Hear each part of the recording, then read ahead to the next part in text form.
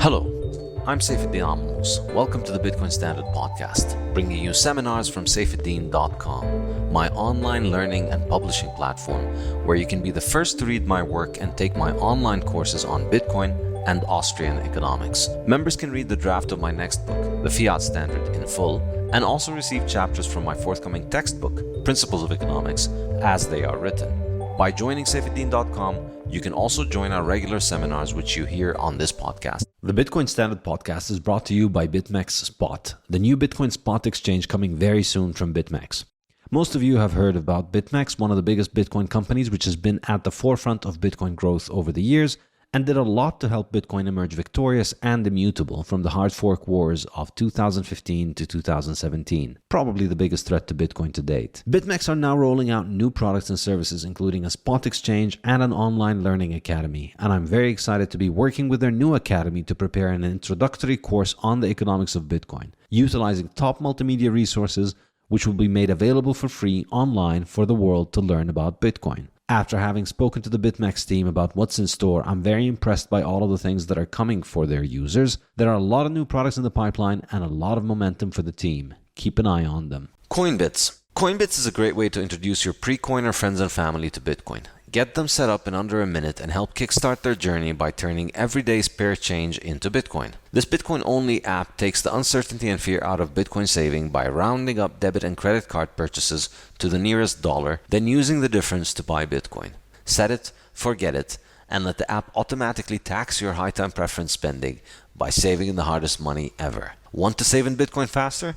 Customers can multiply their roundups up to 10x or adjust their savings frequency for weekly or daily Bitcoin stacking. Coinbits is built on a sound, tried and true dollar cost averaging strategy that turns Bitcoin's volatility in your favor. Once you've gotten a private wallet set up, Coinbits encourages you to withdraw your Bitcoin to your own private wallet and embrace the Bitcoin standard way of life. Start stacking on coinbitsapp.com and save your time and energy in the soundest money ever. Hello and welcome to another episode of the Bitcoin Standard Podcast. Our guest today is Dr. Cate Shanahan, a family medicine MD, a New York Times best-selling author, a speaker, and a consultant. She's well known for her revolutionary approach to nutrition and her exposure of flaws in scientific studies used in support of government dietary guidelines. Dr. Shanahan is the author of Food Rules, 2021, Deep Nutrition from 2017, and A Doctor's Guide to Healthy Eating from 2010. She joins us today for a discussion of nutrition, traditional diets, and the impact of seed oils on human health. On a personal note, Dr. Shanahan's second book, Deep Nutrition, was enormously influential for me. My wife and I read it when my wife was pregnant with our first child, and it really shaped the way that I think about nutrition very significantly, and it's helped me, I think, and my wife make a much better healthy choices. And I think the very interesting thing that my listeners will find in her work is the approach to nutrition as a long-term thing. Nutrition is not just about eating something that gets you through the day. Nutrition, the way Dr. Shanahan explains it, is something that shapes your future, and not just your own future, but also the future of your progeny and your children. And so as Bitcoiners and as people who listen to this podcast are usually fond of thinking of the long term, I thought it would be very valuable for us to listen to Dr. Shanahan. So thank you so much for joining us, Dr. Shanahan. Thanks so much. It's exciting to be on your show. So why don't you please begin with telling us a little bit about your personal background, how you got into nutrition science, and what brought you to that as a doctor. Most doctors don't really care about food. Why are you one of the weird ones that cares? Well, I was born weird, I'll tell you that. But when I was a kid, I wanted to go to medical school just because I thought it was really powerful to be able to alleviate people's fear. My dad was a doctor, and I was the oldest. My younger brother was sick, frequently, and my mom would be so worried, and I would just see that my dad my dad was able to just alleviate her fear. So I always wanted to be a doctor, but I also, for some reason, always wanted to get to the underlying problem of whatever was causing somebody's condition. I thought that medical school would teach you that, and it didn't. And so once I had graduated from medical school, I had already been jaded because I kind of had to let go of that dream of getting to the root cause of what was making my patients sick and myself. Like the driving factor for me, my own health, was I had really a major health setback in my early 30s, and I couldn't walk. It was a mystery condition, so it was a medical mystery, and I even my boss was like giving me a hard time about not walking and literally making fun of me. It was horrible.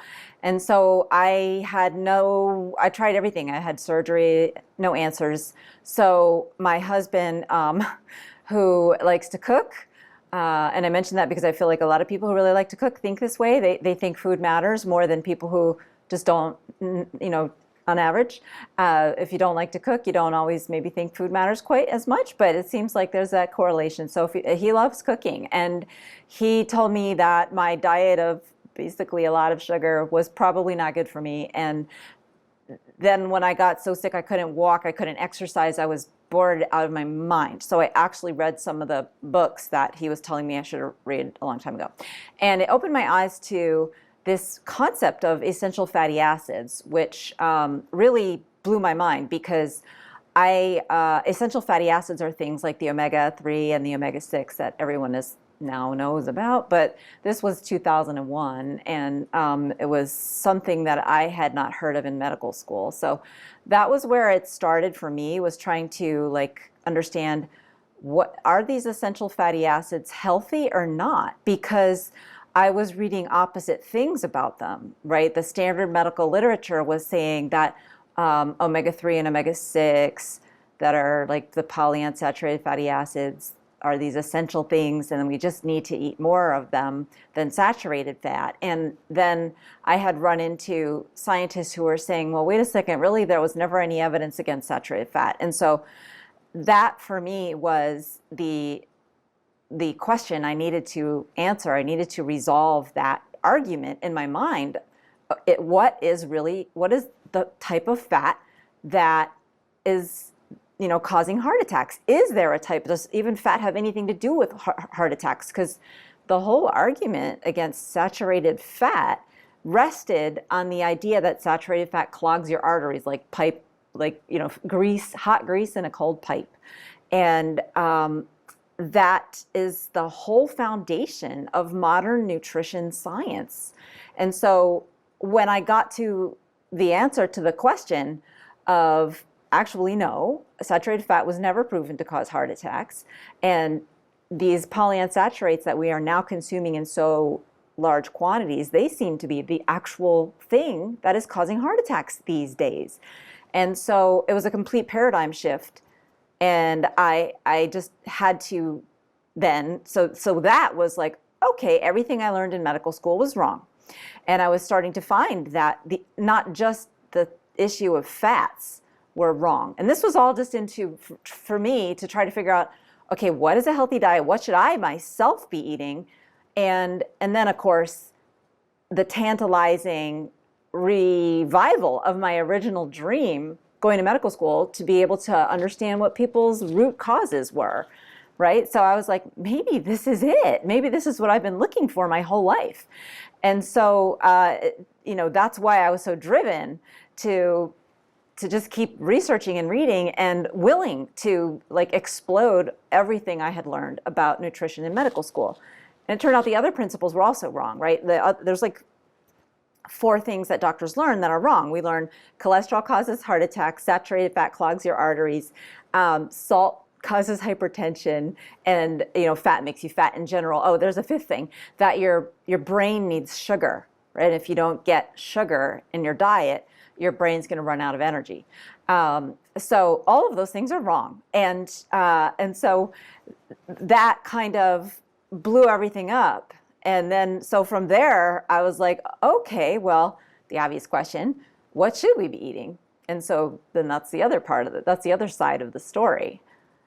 So tell us a little bit, first of all, about what are the things that you read that changed your mind? What are the books that changed your mind on this? Well, what changed my mind is different than what opened my mind. So I'll answer the question first. What changed my mind was actually a PhD thesis that, like, it was hard to find online because this was really before Google was very efficient.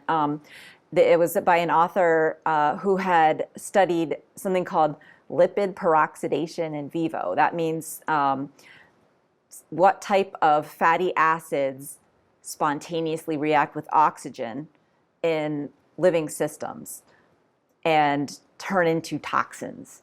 And so because I had a biochemistry background, I went to Cornell for biochemistry.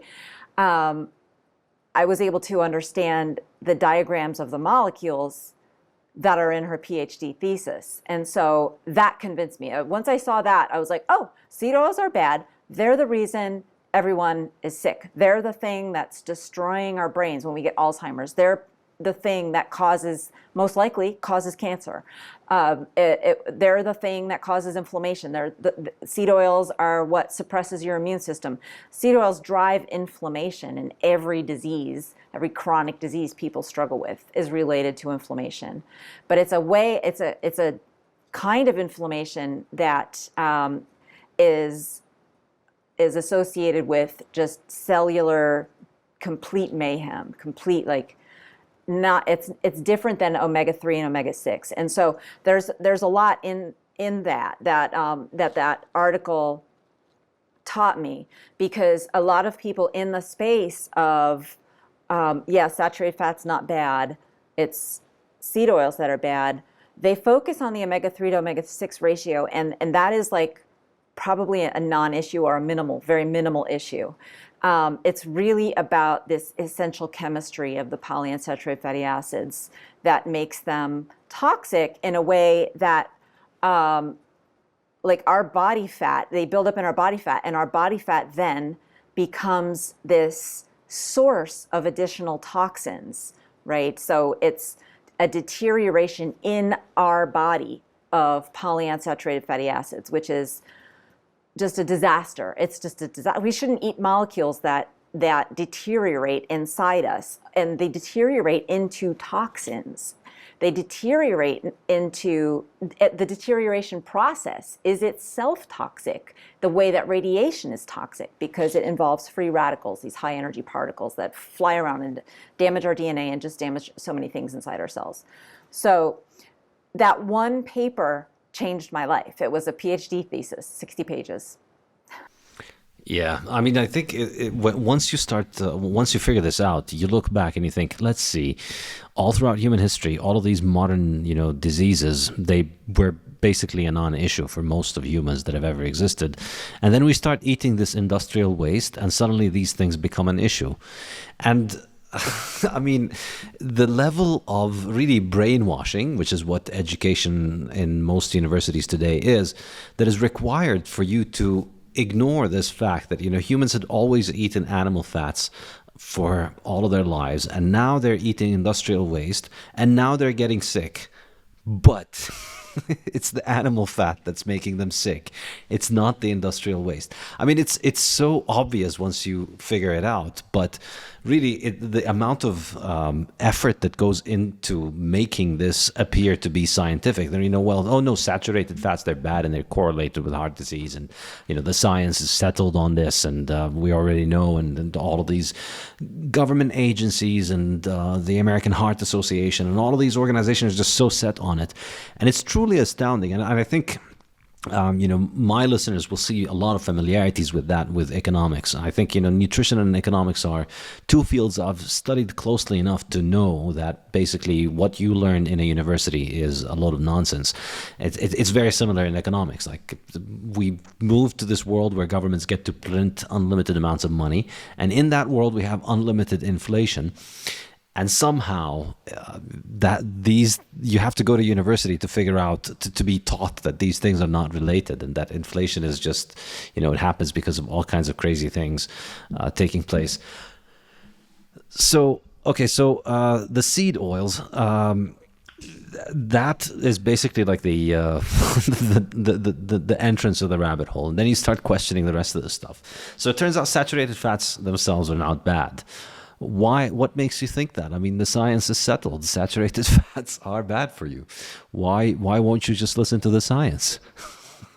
Well, what you said about university education is very true, sadly, for a whole lot of stuff. But the one thing that they can't take away from us is math, right? Like 2 + 2 = 4 and algebra and calculus, and related to that kind of like hard science, chemistry and biochemistry. Nutrition science is a soft science, but biochemistry is a hard science. And the biochemistry says that saturated fat is stable to free radical cascades, it does not get attacked by oxygen. And that chemical fact about saturated fat means that it is essentially anti-inflammatory. And it should be the bulk of what's in our body fat, should be saturated or other stable fats, like monounsaturated, which is relatively stable compared to polyunsaturated, the stuff that's the most common, the highest concentration type of fatty acid in the seed oils, the hateful 8 seed oils that I talk about, because it rhymes with Dr. Cate. So Dr. Cate's hateful 8 seed oils. So that's the chemistry. I mean, the chemical fact is that oxygen will attack polyunsaturated fatty acids. And if you have too much polyunsaturated fatty acid in your body fat, then your body fat becomes a source of inflammation when your cells try and burn it. That makes, in other words, your body fat becomes this thing that when you try to burn it, makes you feel sick and tired. Then, of course, you're going to, when you try to burn your body fat to lose weight, you're going to feel bad. When you try to burn your body fat between meals, even, you might feel bad. So it makes people overeat. It makes them feel bad in a specific way that makes you insanely hungry. But saturated fat is stable, and it's like the antidote to all of those problems with oxygen. It's really oxygen that causes the problem with toxicity, because oxygen, as much as we need it to breathe, we have to be able to control it when we breathe it in our bodies. And we have all these things, all these systems in place to make sure that oxygen stays under control. It's like if you have a stove in a kitchen, you don't just want the entire kitchen to be flames. You want the stove top to be flames, and you want to be able to turn that thing on and off and up and down exactly when you need it. But when you have so much PUFA in your body fat, little fires can start anywhere, and it is very similar to, an explosion, a miniature explosion, oxygen reacting with polyunsaturated fatty acid, oxidizing. So oxygen is what causes fires, right? So we need to be able to control oxygen in our kitchen, in the stoves. We need to be able to control oxygen in our bodies, in our bloodstream, in our body fat. And we have systems in place for that. And the name of these systems is antioxidant enzyme systems. So if you've heard of antioxidants, then that's part of the system. But when you have so much PUFA in your body fat, you actually deplete your body. Well, sorry, when you say PUFA, just sorry to interrupt, but when you say PUFA, you mean polyunsaturated fatty acids, right? PUFA is polyunsaturated fatty acid, and yes, it comes from seed oils, exactly. Thank you. So yeah, when you have so much polyunsaturated fatty acid in your body fat, you end up depleting your body's ability to control oxygen. You lose control of oxygen, and when that happens, your tissues will be subject to inflammation. Seemingly randomly from time to time. And that is disease. That is chronic disease. That's how we get cancer. That's how we get degenerative brain diseases. That's how we get autoimmune diseases. That's how we get all of the modern chronic diseases, is oxygen getting out of control. And the fastest route to that sickly state is eating seed oils. There are other routes, right? Like if you're extremely malnourished, if you don't get anywhere near enough protein, anywhere near enough vitamins and minerals and all sorts of things like that. So that's how there have been some of these diseases throughout history, right? People have always occasionally been malnourished and developed similar diseases. But the reason we have this epidemic now is because the fastest route to chronic diseases is through seed oils, and they've taken over as the dominant fat in our food supply now over the past 70 years, since Harvard and the American Heart Association started telling us to avoid saturated fat. So whether you know it or not. Yeah, I mean, I travel a lot all over the world, and it's truly astonishing for me when I find just how pervasive this belief that you have to eat these industrial waste products and that the fats that all of your ancestors have been eating for thousands of years are bad for you. It's astonishing. You know, you'd go to people in the wilds of the most isolated places where you would think, you know, they wouldn't be up to date on the latest science. But nope, the science of seed oils is good for you has penetrated everywhere. I mean, grandmas today, you know, people think you'll eat like your grandma. Most people, unfortunately, your grandma's been psyoped, and you shouldn't eat like your grandma. You should eat likely like her grandma. If she's around, and you know, if seed oils haven't fried her brains yet, ask her what her grandma ate, because if your grandma's around today, most likely she grew up eating seed oils as well. It's astonishing, and you'd think, you know, maybe it would be just in the US that this is the case, but no, it's all over the world. These things continue to spread.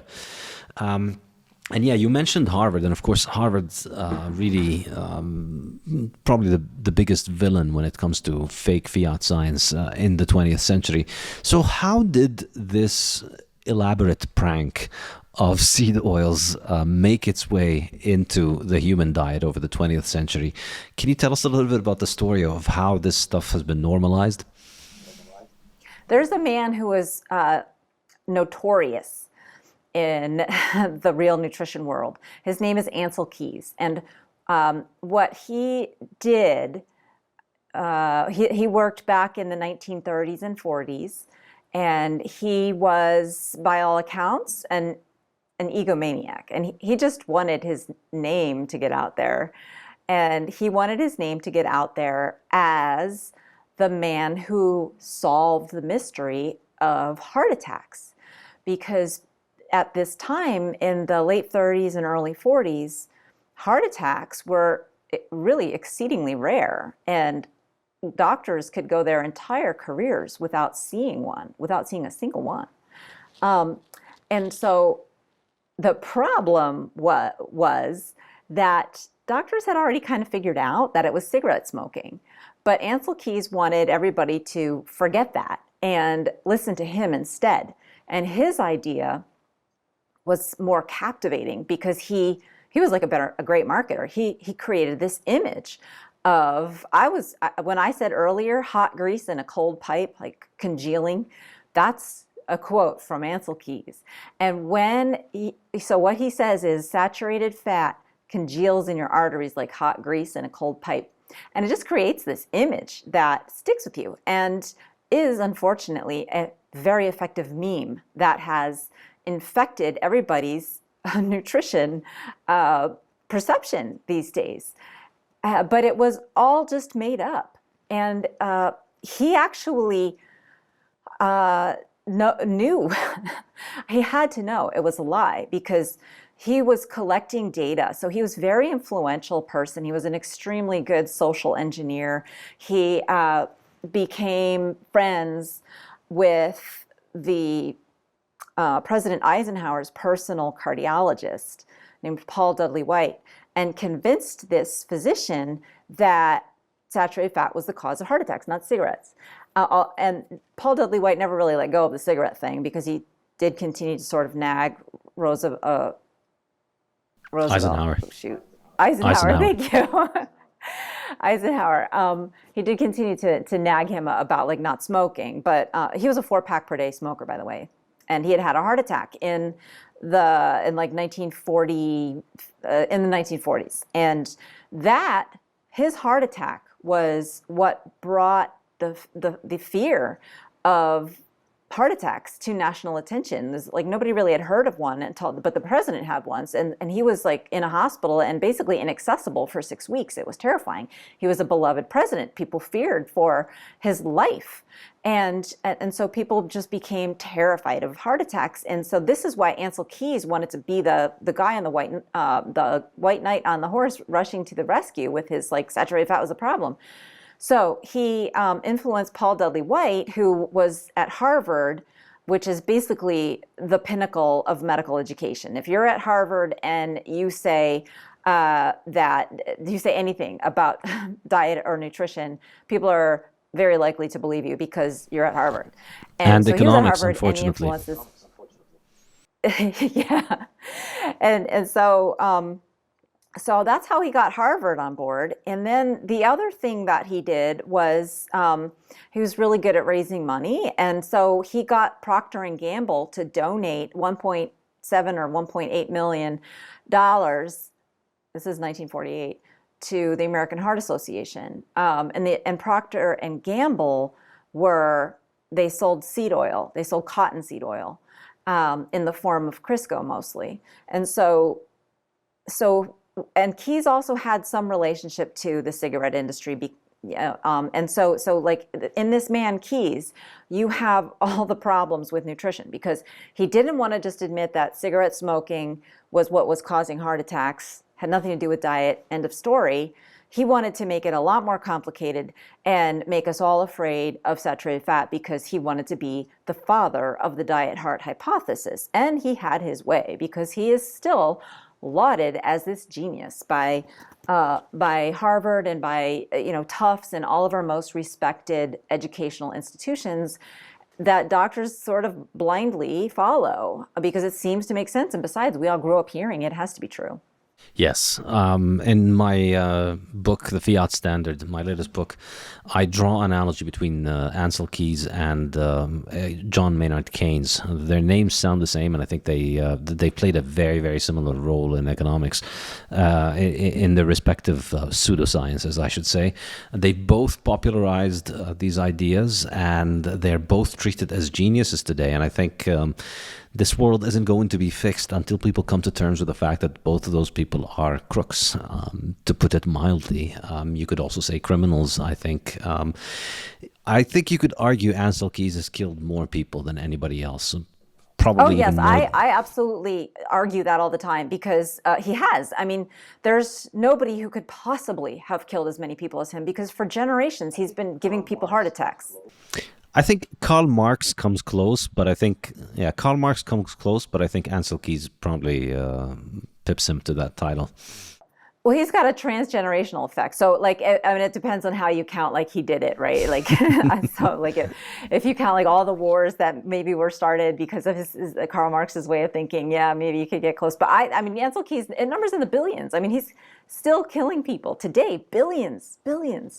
And it's been since 1950. So, not to mention the fact that for 30 years, he hid the data that he had. I didn't bring this up yet, but Ancel Keys actually had data linking cigarette smoking to heart attacks that he hid.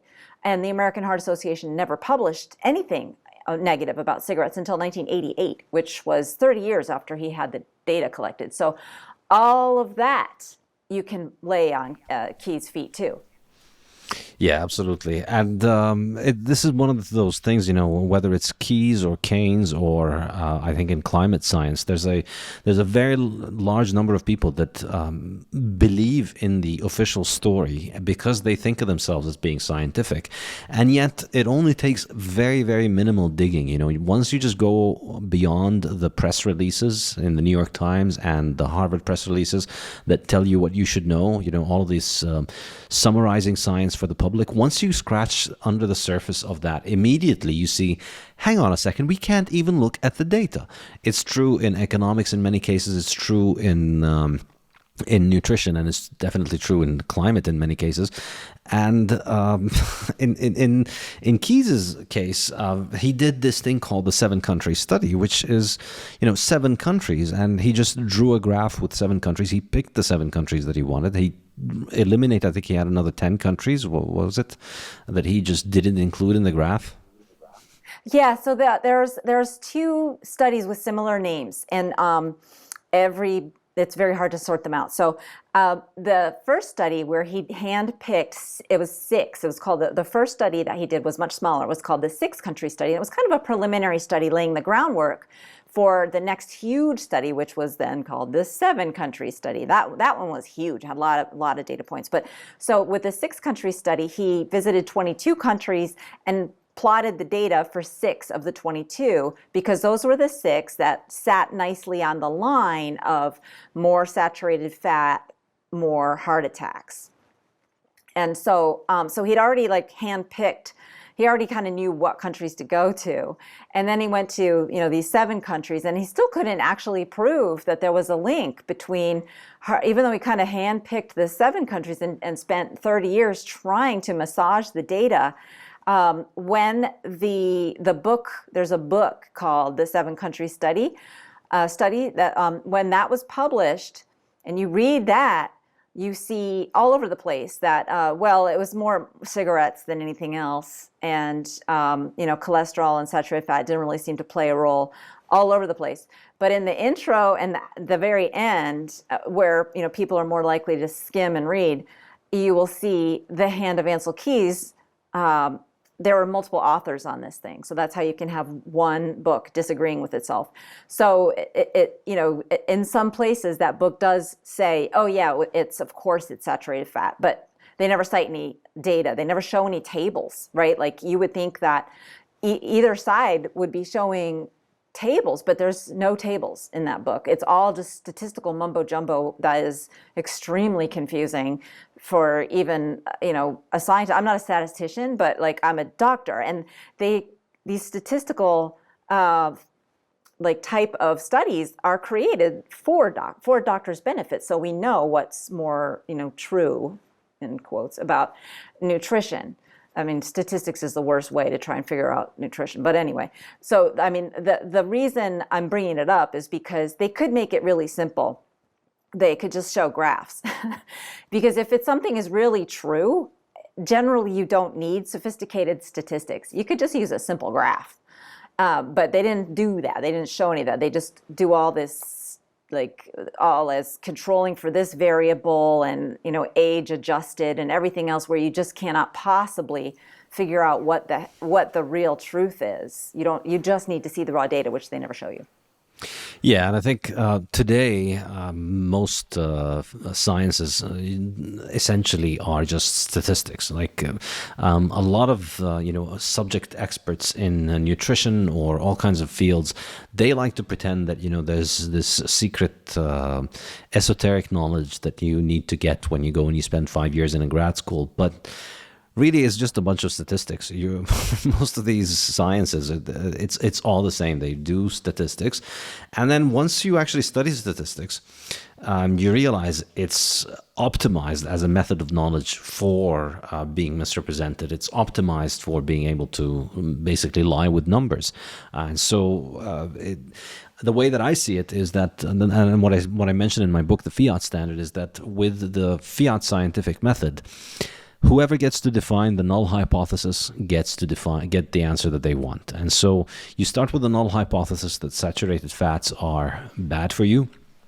It's basically impossible to make a statistical study that will disprove this in nutrition, almost, because you can always make the data say what you want. Just eliminate numbers or introduce confounding variables or take out things that you call confounding variables, and then you'll get the result that you want. But then, of course, the people who pay the scientists, the people who decide who gets funded, are the ones who call the shots. And so that's why you can't be a nutrition scientist. I mean, it's astonishing when you think about it. Today, we're in 2022. This stuff has been going on for 70 years. You'd think some nutritionist would get a clue. One of all of these tens of thousands of nutrition PhDs all over the planet that are out there telling their poor patients to eat more industrial waste. You think one of them, would look at the data and figure out maybe industrial waste is not good. I'm sure many of them have, but they don't get financed, they don't get funded, they don't get published, they don't get promoted, they don't get into the universities that get to have their press releases featured in the New York Times. And it's astonishing when you look at where it's gone. And of course, it leads to this cultish behavior where people think, no, well, this is what the science says. You can't be right. Okay, well, you're an MD, but, what do you know about nutrition? You should stick to just talking to your patients and listening to what the nutrition scientists say. And that's it. As long as you get to call the shots of who gets to be an authority, then you can make anything sound scientific, even eating industrial waste. And doctors have more knowledge than they're generally given credit for about nutrition science. And, I just want to point this out because a lot of dietitians say that doctors don't learn anything about nutrition. And they say, oh, yeah, well, at most you have a 1-hour course on nutrition. But the reality is that everything that a dietitian learns about nutrition, you can learn in a weekend. Most of what they are learning is just some basic physiology, and then whatever else they need to do, like which calculation they're going to do to calculate exactly how many calories, and a lot of stuff that now we have apps for, so you don't really need it anyway. And I'm not saying that dietitians don't have any aren't intelligent people. I'm saying that doctors should not accept this premise that they didn't learn anything about nutrition, because here's what we do learn. And let me just lay this out. Nutrition includes the physiology involved in converting the food that you eat into your body.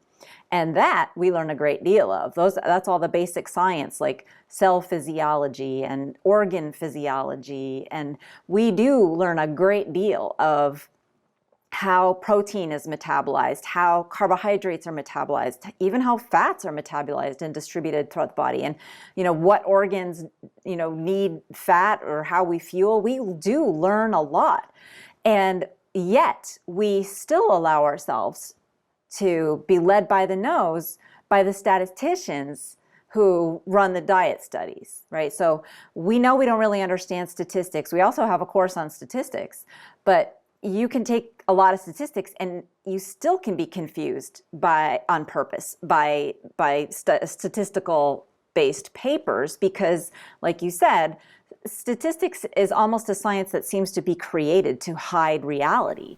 And so I agree entirely.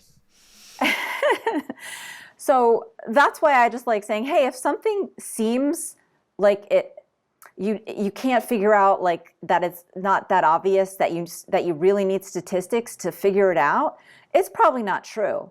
And that's why in the Fat Burn Fix, I show the one piece of statistics that I think all of us need to pay attention to, which is a graph of how much seed oil we used to eat 100 years ago and how much seed oil we eat now. That correlates completely with our rates of type 2 diabetes and prediabetes. There's a perfect correlation. And there is no such correlation with any other nutrition variable, including carbohydrates and sugars. So, including red meat, including saturated fat. It all comes down to the seed oils, which is to say polyunsaturated fatty acids, because that's that's mostly what they are. That's the one piece of data that we need. And it's not sophisticated statistics. You can be 5 and you can understand that something's going on there with those parallel lines. But this is the thing. If you study statistics, if you study nutrition, if you go to graduate school, it's essentially an indoctrination camp where they make you look at this and say, oh no, correlation is not causation, and it can't be that simple. And here's a whole bunch of other data and a whole bunch of other graphs for why actually it's really the butter and the saturated fat that's making you sick, and you should continue to buy industrial waste from our sponsors. I wanted to get a degree in public health, a master's in public health, but at least half of all the courses that I would have had to take was statistics. And I couldn't do that because you don't need statistics to know what you should be eating. you just need to open your eyes. And really, you just need to open your mind, right? Like, there's that saying from the new Pope. I love that saying, this one right here. It says, God is a mind that opens, because that's where all possibility begins. And if you don't have an open mind, nothing can be done. You can't learn anything. But so really, we already know everything we need to know about nutrition. We have the science. We have boatloads of scientific books that tell us exactly what to eat, except that we don't call them science book. We call them cookbooks. And if you look at cookbooks from before Ancel Keys, you are finding everything you need to know. You're finding the instructions for building a healthy human body. You just will naturally, chefs naturally, people who like to cook, we have tastes for fat and salt and protein and bitterness and sour and sweet for a reason. Because when you're working with real food, you will want a balance of all of those things, and that will guide you to food that tastes good. When you're working with real food, it will guide you to nutrition. The more flavor a food has, the more nutrition it has. And we are so used to not having nutrition in this country that we are disgusted by flavor and nutrition in the form of liver, right? Like, if you grew up eating liver, you developed a more sophisticated palate. Your brain is more able to recognize nutrition than if you didn't grow up eating liver. And if you grew up eating liver and it was introduced to you in a nice way, a proper way, you crave liver. If it was force-fed down you just like anything, you probably don't have such a great relationship with it. But my point is, we are creatures of nature, and we need to know that nature is science. And that nature is science. When we are doing science, we are investigating nature. And only the real sciences do this, right? Statistics doesn't count. But botany and ecology and meteorology, yeah, one of your favorites probably, and certainly physiology and nutrition, well, not really nutrition, but chemistry. Those are all investigations of the workings of nature, an attempt to better understand nature, which is our parent. And when we do something like say, well, food that tastes good is never good for you, we need to realize that we are saying nature made a big mistake in making us like salty, buttery steak, and with bone stock gravy or caramelized onions, which are salty and buttery. We are saying that we are smarter than nature, which is to say we are smarter than actual science. It is a statement that should never be made. You should blow up if you ever say it. Yeah, I think, if you look at most of these sciences, so it's definitely true in economics and in nutrition, there was a long human tradition for thousands of years where people had studied this question and tried to come at answers of what is it that we need to do in order to make this thing better. And then the 20th century comes along and we throw all of that away and we replace it with a bunch of statistics. And, statistics that are financed by corporate sponsors who want specific answers. And it's true in economics, it's true in nutrition, it's true in all kinds of things. It doesn't matter all of the thousands of years of wisdom that had been accumulated.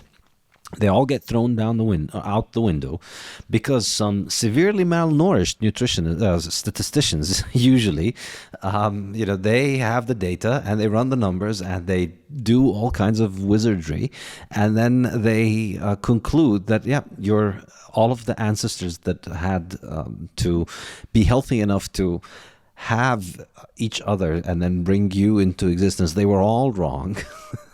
And you need to eat our corporate sponsors' industrial waste in order for you to be healthy. Right, and ignore all those thousands of cookbooks that people have been publishing that are, that each recipe actually is an instruction, a little piece of the instruction manual for building a healthy human. And if you don't want to read thousands of cookbooks, I compiled like the base recipe of what does a healthy diet look like in deep nutrition, and came up with 4 foundational principles, which are the strategies that people all around the world used to convert the resources of nature, the nutrition from their environment, into food that they could eat to inform their DNA, how to build a healthy human.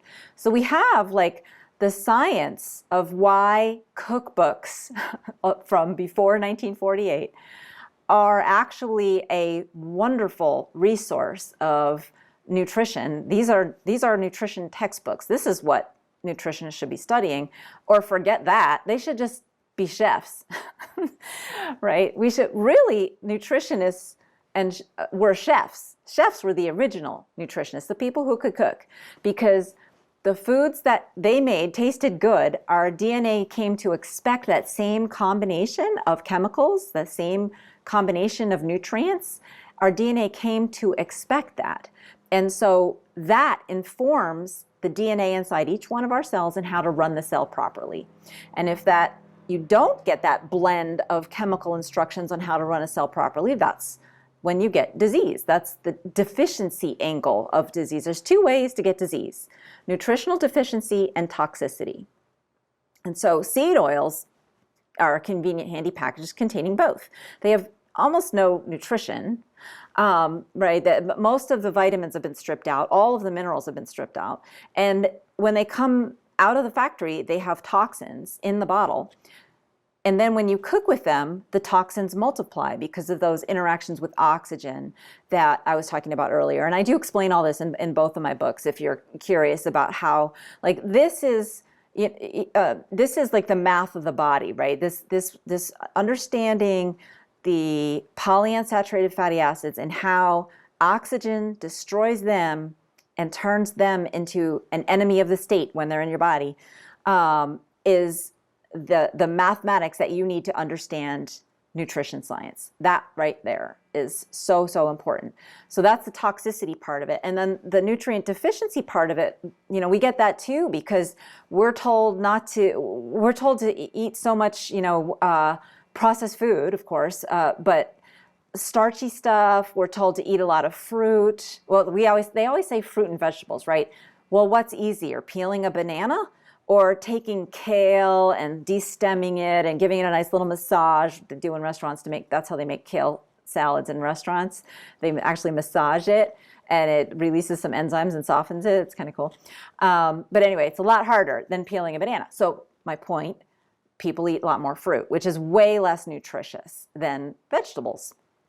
So there's all kinds of ways in which our nutritional paradigm turns us towards toxins and away from nutrition. And all we need to do is open our minds to the possibility that that is wrong, throw that out, and then where do you go from there? Well, you know what? I mean, that can be a difficult journey for a lot of people, because I tell you, I get letters every day from people who are like, well, okay, I buy it that seed oils are bad, but then this guy over here says we should never eat fruit, or that we need to eat a lot of honey, or we need to avoid lectins. And then you have all the noise and the chatter about, okay, well, so if saturated fat isn't bad, then and everything that my doctor tells me is wrong, then what's true now? We have no foundational principle.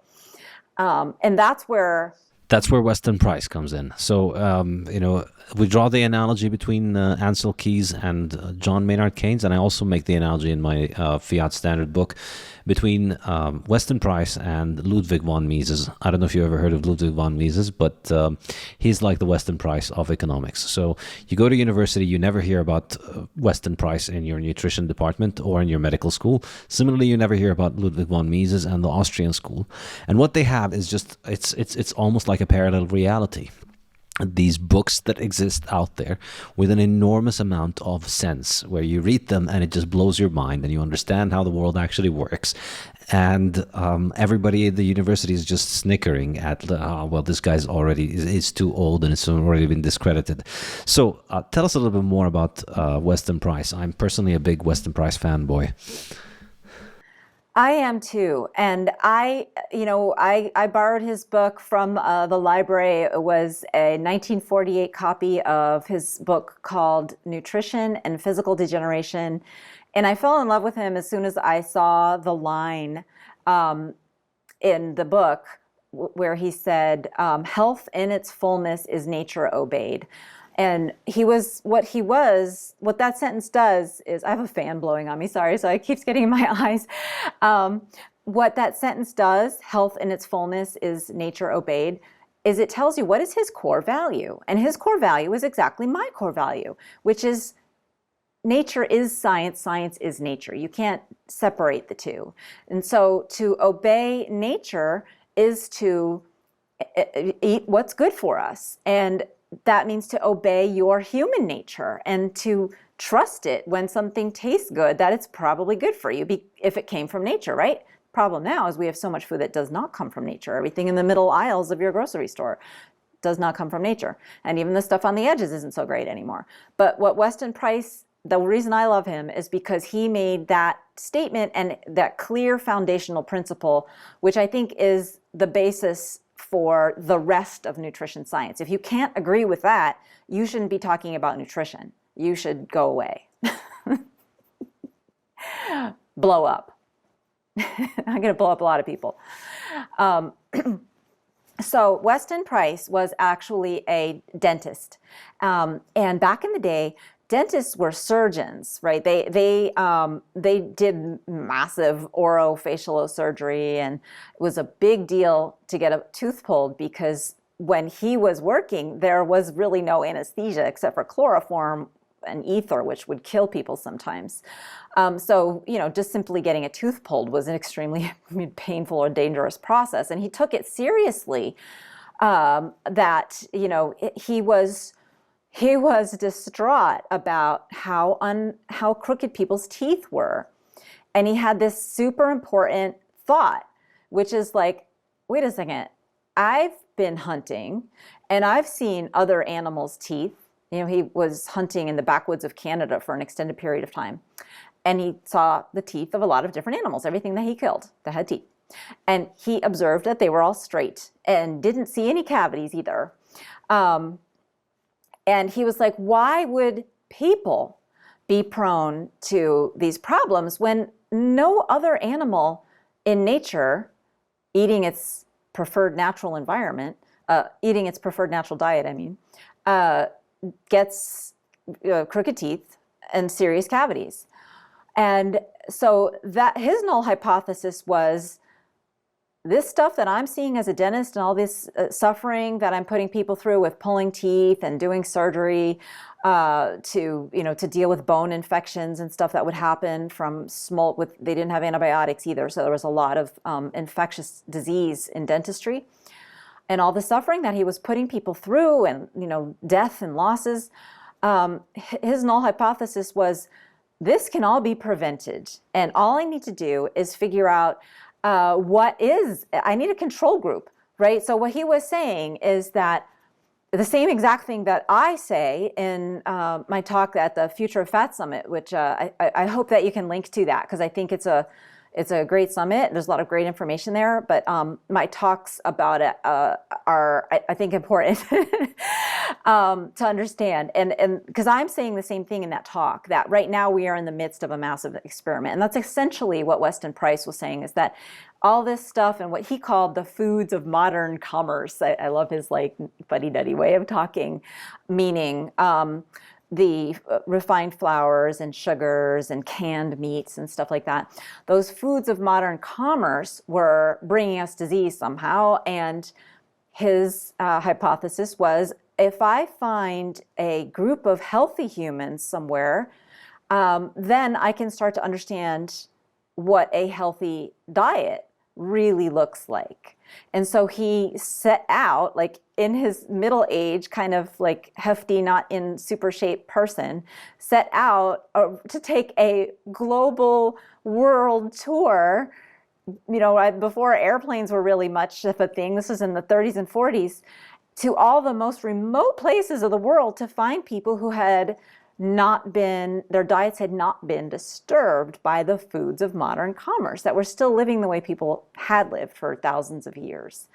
And what he found was that he basically proved his hypothesis correct. When you go to these places, so he went to places like, he actually went to Hawaii, where I was living when I heard about him.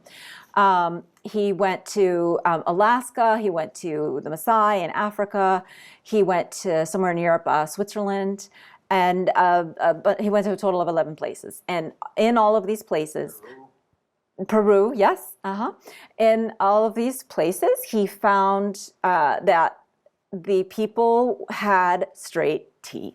And that's what he was looking for. And oh, by the way, so here's where it gets really cool. And, one of the chapters that I'm the most proud of in Deep Nutrition is that having straight teeth isn't just a convenience. It means that you grew in harmony with the physics of the universe. Isn't that cool?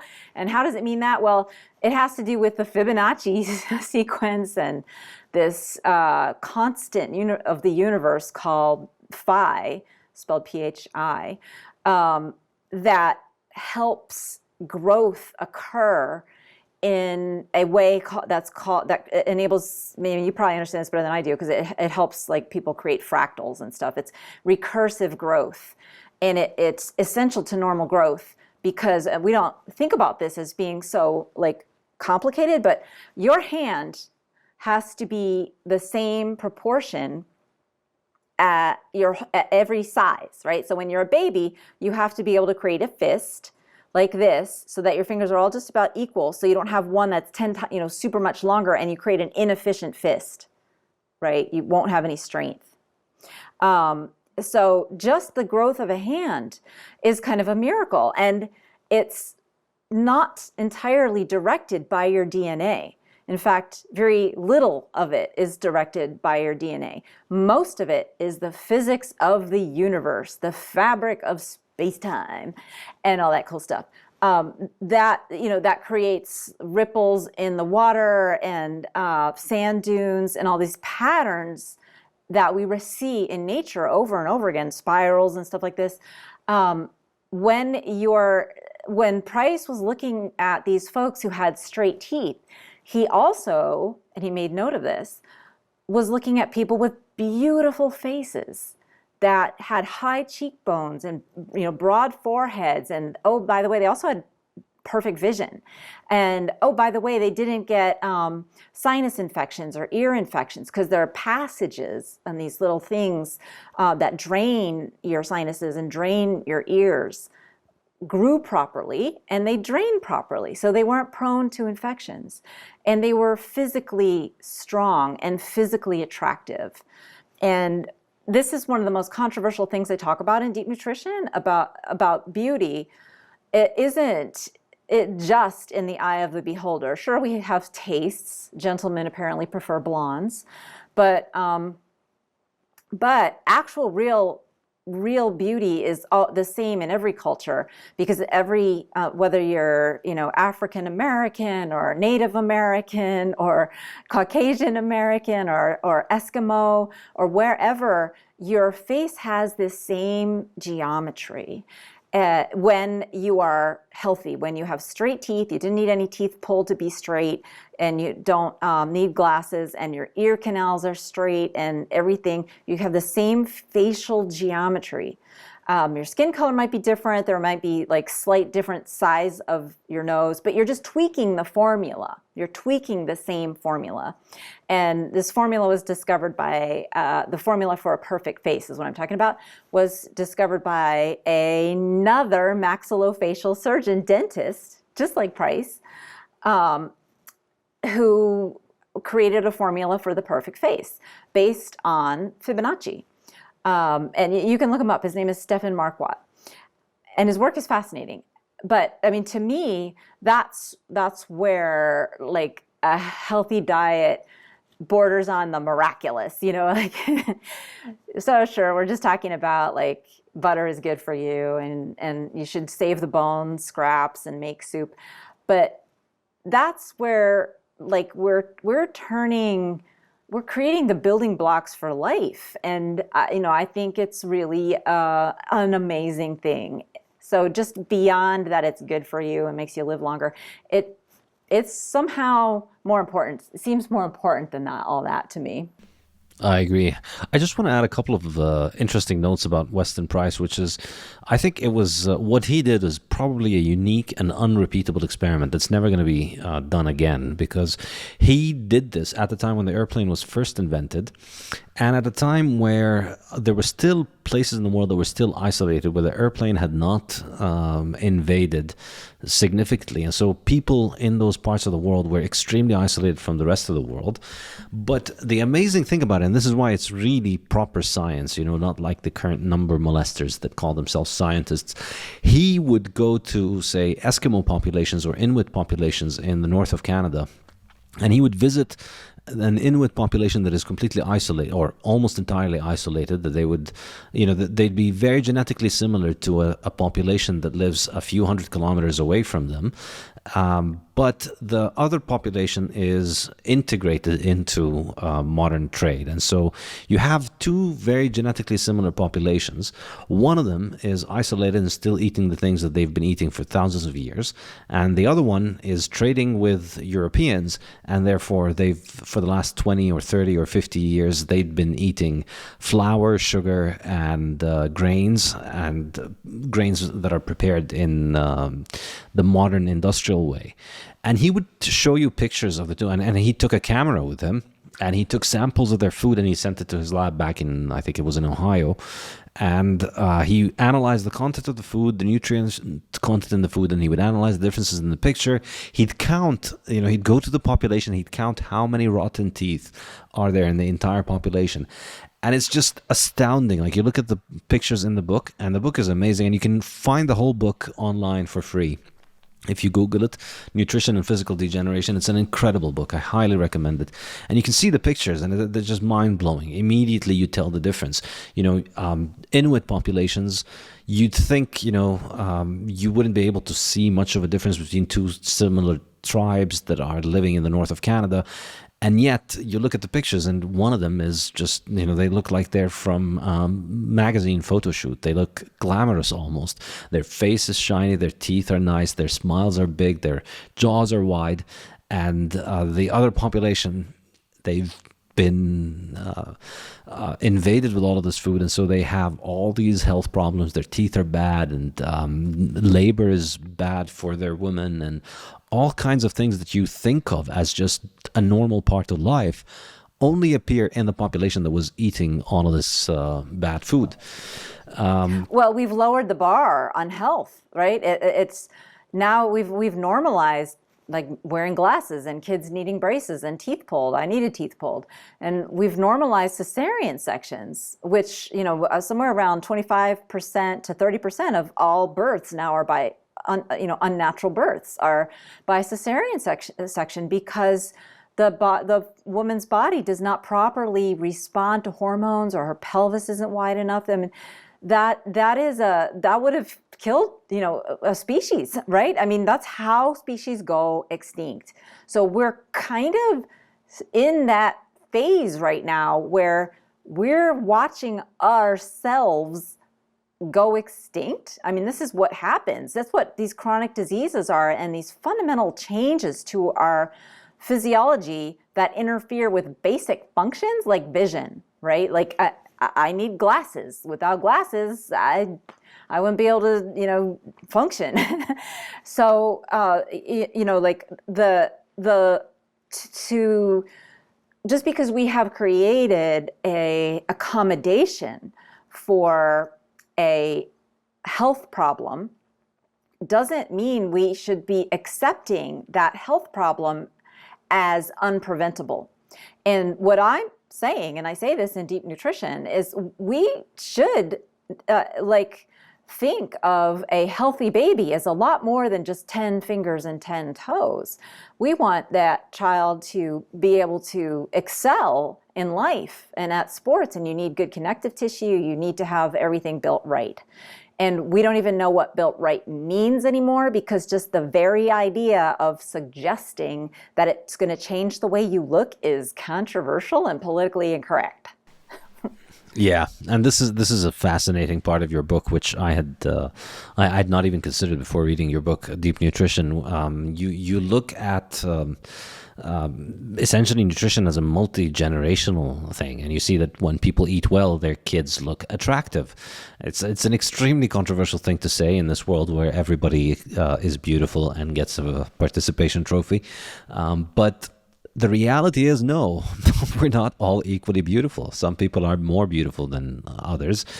And it does seem like food plays a big part in it. So give us your lowdown on how to make your kids beautiful. So, we'll start with the 4 pillars of the human diet. So these are strategies that people use to extract nutrition from their edible resources in their environment. So the first is fresh food, right? So when people eat fish, a lot of times they don't even cook it.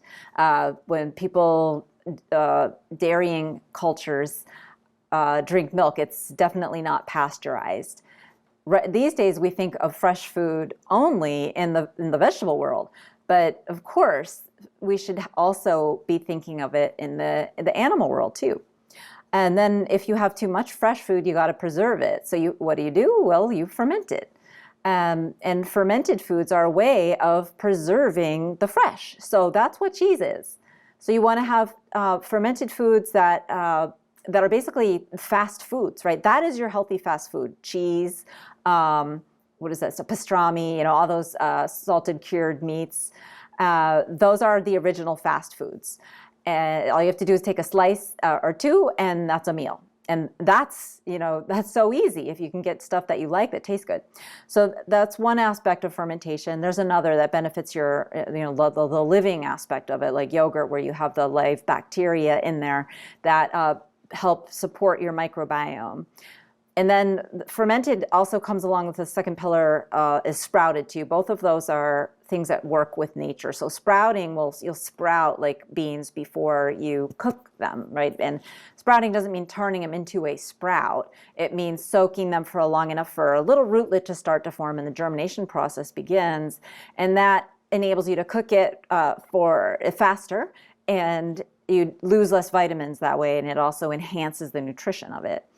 So that's the second one. The third is meat on the bone. So you want to have, you want to save the bones, and you want to use the skin and all the joint material after you eat, like say a turkey dinner or chicken, anything with bones in it. Save those bones in your freezer and make stock out of them, because you extract nutrients when you make stock that don't exist anywhere else in the animal world, and that are good for your connective tissue and your joints. And if you don't want to feel your age when you're 75, you need good connective tissue. And so these things are essential for that. And then the last pillar is everybody goes, oh, with this one, which is organ meats, right? So liver and like everything. People used to eat everything. If you look at the original Joy of Cooking, she's got recipes in there that include like lung and thymus gland and brain and things, tripe, stomach, things that people don't even know what they are anymore. And each individual animal organ is a little repository of a sliver of the rainbow of nutrition that we need to eat. One little color on the spectrum. It is packed into each organ. It's just got a whole different blend of nutrients that we need that muscle meat, which is what we mostly eat now, doesn't have. Like muscle meat's good for you, but it's just mostly protein and some minerals and a few vitamins. But we need all these other organs. So that's like the big picture of it. And how do you get that? Well, look at some either old cookbooks or just go to TikTok and you can type in old Chinese lady and you'll see this lady that she is basically squatting in front of a stream making this gourmet dinner. So cultures around the world, everywhere but America, basically, there you will find little old ladies mostly now who are upholding this like sacred flame of nutritional knowledge, of culinary knowledge, of how to use the whole animal. So just watch cooking shows. Watch cooking shows like Regional Eats. That's a really good one. That's all over Europe. And then there's one in China called Flavorful Origins, and it's amazing. It'll blow your mind what people eat in different regions of China. Yeah. I'm a big fan of organ meat. I eat a lot of organ meat, and I don't. I used to eat this even when I used to eat garbage food. I used to enjoy organ meat. My favorite dish has always been raw lamb liver. It's absolutely delicious.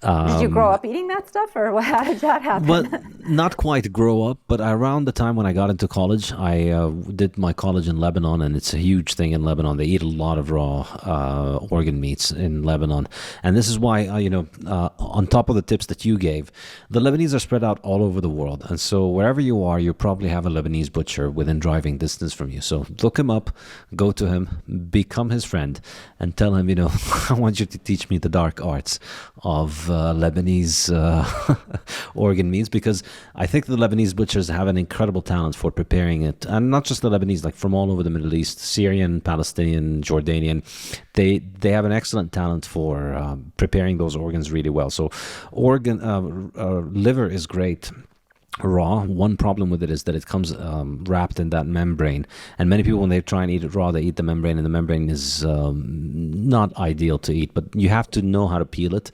Your Lebanese butcher will peel it for you perfectly, and then cut it into small pieces, and then put in some chunks of tiny fat with it, which is just something else. Very, very highly recommended. The thymus gland as well is an incredible delicacy. I think it's the most expensive part of the lamb. I think here, I was talking to a butcher the other day. He told me it cost about $70 to get a kilogram of that. It's the most expensive part of the sheep, because there's only tiny bits of it, and you have to collect them from many sheep in order to make a kilogram, and it's something that it's always been, like they call it, the royal food. It's something that the kings would eat. It's like the saffron of organ meats, I guess. Yeah, exactly. Yeah. But yeah, most people get disgusted by this, and I think generally this is not going to be a very popular thing for me to say, but I think if you find yourself disgusted from the idea of eating organ meats, you're probably malnourished. Yeah, I mean, no doubt, really. And but the thing is that once the seed oils play so many roles in making us unhealthy. One of them is that they numb our taste a little bit, and they drive us towards sugar. They make us metabolically dependent on sugar, which has a devastating impact on your relationship with food. Like, I'm talking about not just taste, but like your emotional relationship with food. You become metabolically addicted to sugar, and that is what the fat burn fix is really all about, is trying to, how do we fix that metabolic addiction to sugar?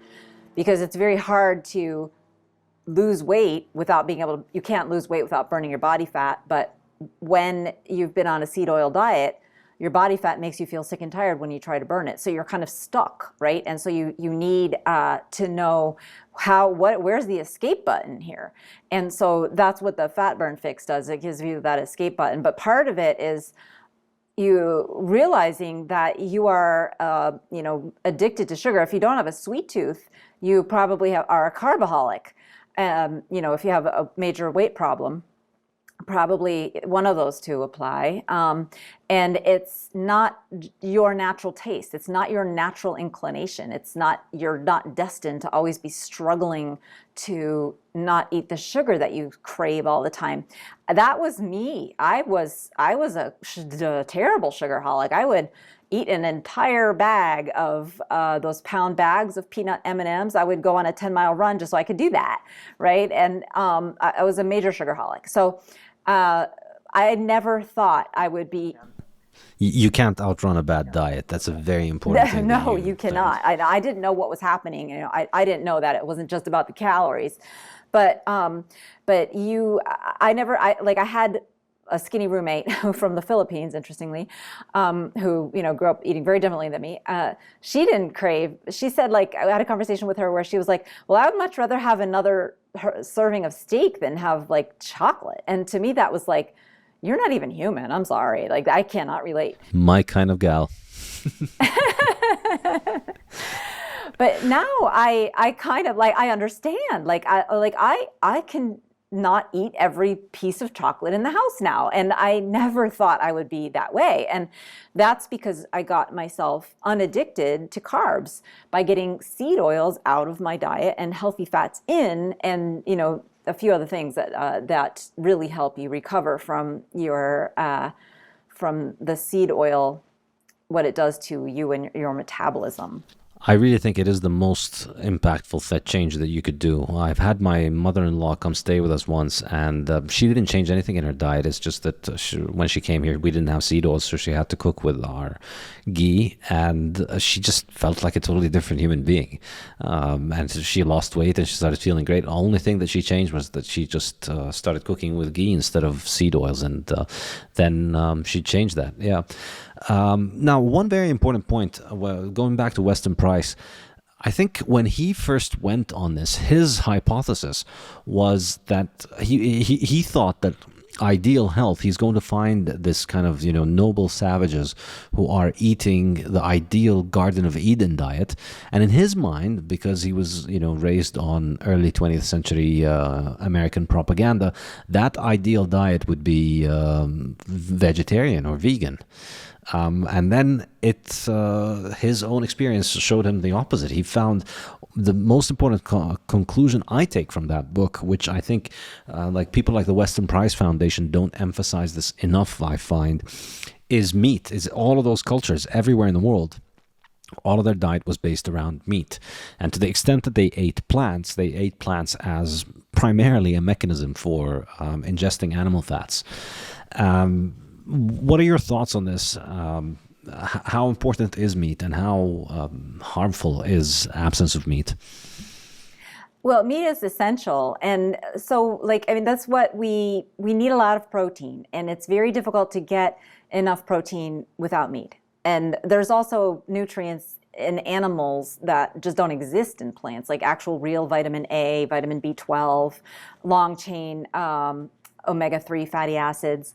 But it's the intensity of nutrition that is easily digested by our digestive system. It's just our digestive system was designed to be minimal, right? That's why carnivores have slim waists. Gorillas have pot belly waists. They sit around eating vegetables all the time.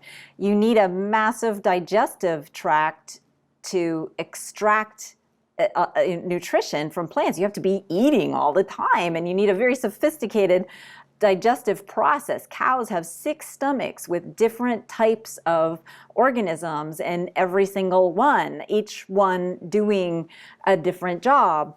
But even, I like to say this, that we all are, really all of us, even herbivores are carnivores, because your digestive system is taking plants as the raw material and fermenting plants into more nutritious byproducts of tiny animals, bacteria.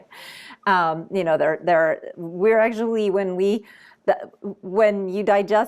cow eats grass, all the nutrition that it's getting is coming from basically dead bacterial bodies, right? Because the grass and the cud that the cows chewed is the slurry that bacteria live on, And the bacteria is what's really nourishing the cow. The bacteria have the capacity to create a lot more different types of nutrients and vitamins and everything they need. And so biology's smart. We don't have the capacity to make a lot of vitamins because we eat bacteria, or we eat foods that did, right? Or cows. If you're an herbivore, you just are basically eating the bacteria that know how to make all these important vitamins. So there really is no such thing as an herbivore. Yeah, I agree. What are your thoughts on the carnivore diet? I've been eating meat only for 6.5 years, and this is a growing trend. I presume you're not a carnivore. You still eat plants. What do you think of that? Well, I like the taste of, like, I go like garlic, and I like, I mean, even oils, right? Like sesame oil, right? I mean, there's like, carnivore's a little boring for me, you know. I mean, I love food. I like all different kinds of foods. I like carrots. I like crunchy things. And I do, though, like, I think of vegetables as a thing to make your meat more interesting, really. I mean, that's really how I think of it. And that includes like spices, right? Like, I love all the Indian spices and Asian spices and stuff like that.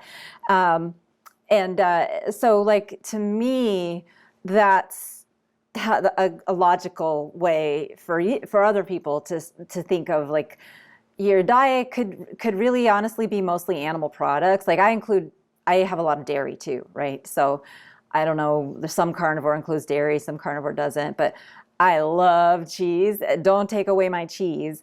And, so I need that. But I like, so cheese, dairy products, eggs, and meat are kind of the foundation of what I eat every day. And then for variety, I use different plants because they have different flavors and different cooking techniques too.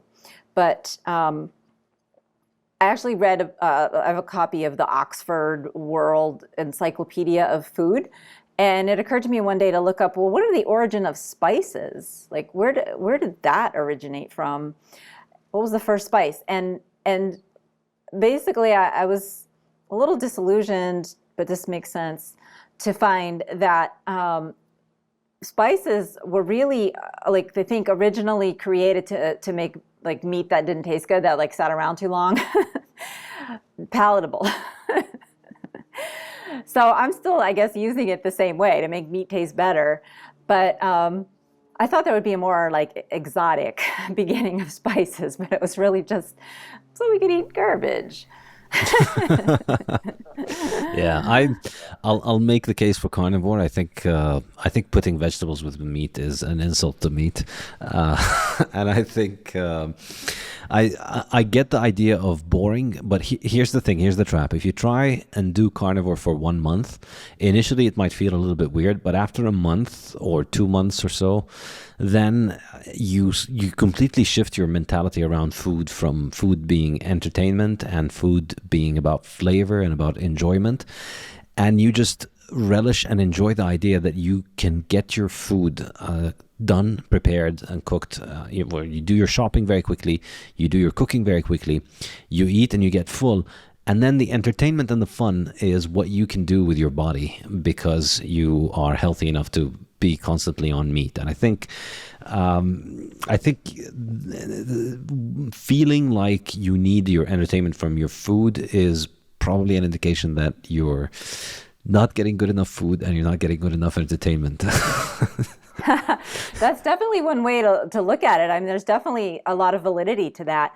But I think you're the carnivore diet, you're doing a disservice, but I'm sure it can be very delicious. It's just that, you have to grow up with you have to have more variety. I mean, honestly, where I live in Florida, I just cannot get the variety, and it's just easier to get plants. And I would love to be able to try it, but it's just that I can't get it. I can't get the good quality grass-fed stuff, and then I also can't really get recipes. I wanted to get traditional recipes on that's why I've been watching some of these shows like Flavorful Origins and all the weird stuff that they eat in China, and how they basically just use a cleaver and chop anything up and put it in like a wok with some oil and then stir fry it for a few seconds and add water. That's basically most of the cooking in one entire region of China. Take anything with a cleaver to anything, and and you'll be eating the whole animal, right? And then they put in like they put in peppers is one of the like most commonly used things. Some red pepper, some salt, and maybe a little bit of panko. And that's like they'll put any kind of animal product into that, and then all the kids will gather around and eat with chopsticks, and everybody smiles. Yeah, I've had Dr. Sean Baker on the show, and I'm good friends with Sean for a very long time. And his brand of carnivore consists of eating steaks only all the time. And really, ribeye is the best food that you can have.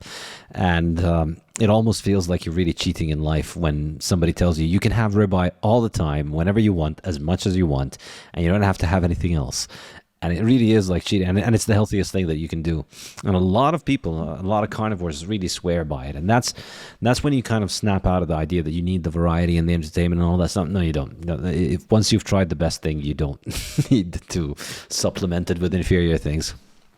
My natural inclination is, well, nobody in history did just limit it that much, so it could be a little bit dangerous. That you could be missing something, and it might be you have to go like 2 generations before you find out what. So like that's just where I just, based on the science of it, but we don't have anything to prove it wrong. It could be correct. It could be just fine. We have thousands of people on Facebook groups that are doing it and have been thriving for many years. We've got people who've been doing it for decades, whole families. So I think, the idea that there's something missing is something that I've asked a lot of people over the years. All right, so I'm not eating. People tell me, you're crazy. How can you not eat plants? All right, what am I missing? Carrots, kale. Nobody's ever had a kale deficiency. Well, I mean, it's important to point out, and this is like a yes and. It's important to point out that our RDA, like the recommended daily allowance of all vitamins, it was just created by statisticians. It was just they did a survey of what are people eating on average. So it was just like they just said, okay, well, let's take the 2 standard deviations and let's just call that the requirement. We really don't know you're not going to get a lot of vitamin C, right, if you just eat ribeye, but we really don't know if you need vitamin C, if maybe you only need it if you're eating a lot of fruit. I mean, we don't know. So, yeah, I mean, so I'm not against it. I just don't like strongly recommend it just because I have that hesitation of, vegans make the same argument. I've been on vegan and I have some kind of unusual metabolism. They don't say that part, that enables me to feel great on a vegan diet for 40 years or 70 years or whatever. But I'll believe it when it's been going on for 3 generations and your children are, getting healthier as they go. So that's kind of like for me, what I'm going to need. Yeah, but I think the key difference here is that there's never been a record of a 3rd generation vegan anywhere, where you don't have any record of any person being a 3rd generation vegan. But we have many records of hundreds of generations of carnivores. The people that the healthiest people that Weston Price ran into were the Inuits, who were living on only meat. They live in the north of Canada. They have a growing season of about 15 minutes, and so they don't get any plants. And the Maasai, I'm sorry. Yeah, I wasn't talking about the carnivore diet where you're inclusive of all the organs. Totally, that makes perfect sense. Like if people can do that, yeah, go for it. That's great.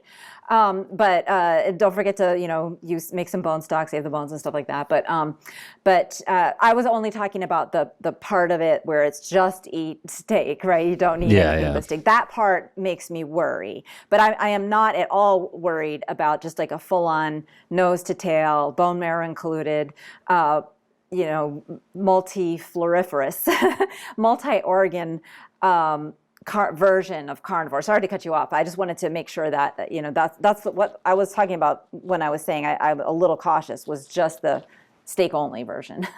Yeah, absolutely. Okay, so I want to shift gears now. You know, we're enjoying talking about all the fun meat and bones stuff, but let's get back to the darker side of nutrition and modern 20th century statistics-based stuff. What are your thoughts on money in medicine and how this is organized?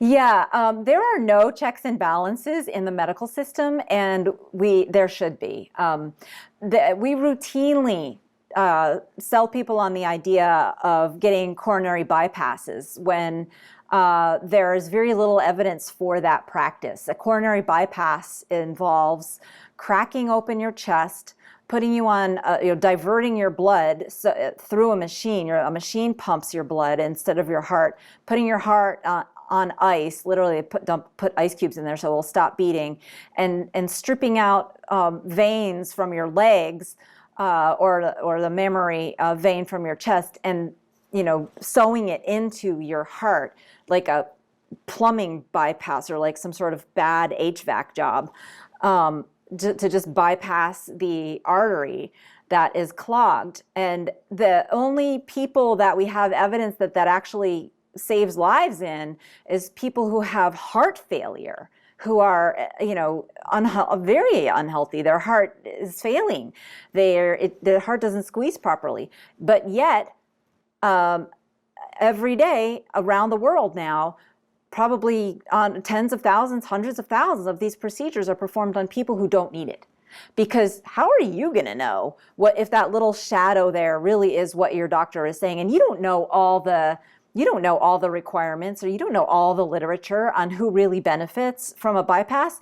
If you have any kind of anything wrong with your body, like anything scary, like you're feeling heart palpitations or you're getting chest pain, you can be in a state of terror, because we all know nowadays what heart attacks are, and we're worried we're going to have one and drop dead any minute now, especially if we've been eating steaks, right? So there's a lot of fear. And if some doctor adds to your fear by saying, oh, you have a bypass. Oh, and get this.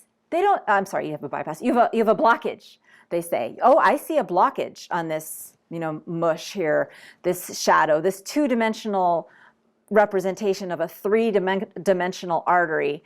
I'm seeing a little kink here. That alone is like, you can see a kink there, and you can have plenty of blood, especially if you have collateral flow. Anyway, but so they add to your fear by saying you're a ticking time bomb. They have another way of adding to your fear. They use this phrase all the time. We call this a widow maker, right? That one works really well on guys. It's a 90% blockage of one of the arteries in your heart called the left anterior descending. They've branded that to sell their bypasses to people. And that is a high-risk blockage. But if your heart is otherwise healthy, we don't have any evidence that major surgery is going to save your life, which is what you're supposedly having it for. And you might be thinking, if you're listening to this, you might be thinking, well, how could having a blockage in your artery, how could that not be a problem? Here's how, one word. It's called collaterals, collateral blood flow. What that means is your body basically bypasses itself.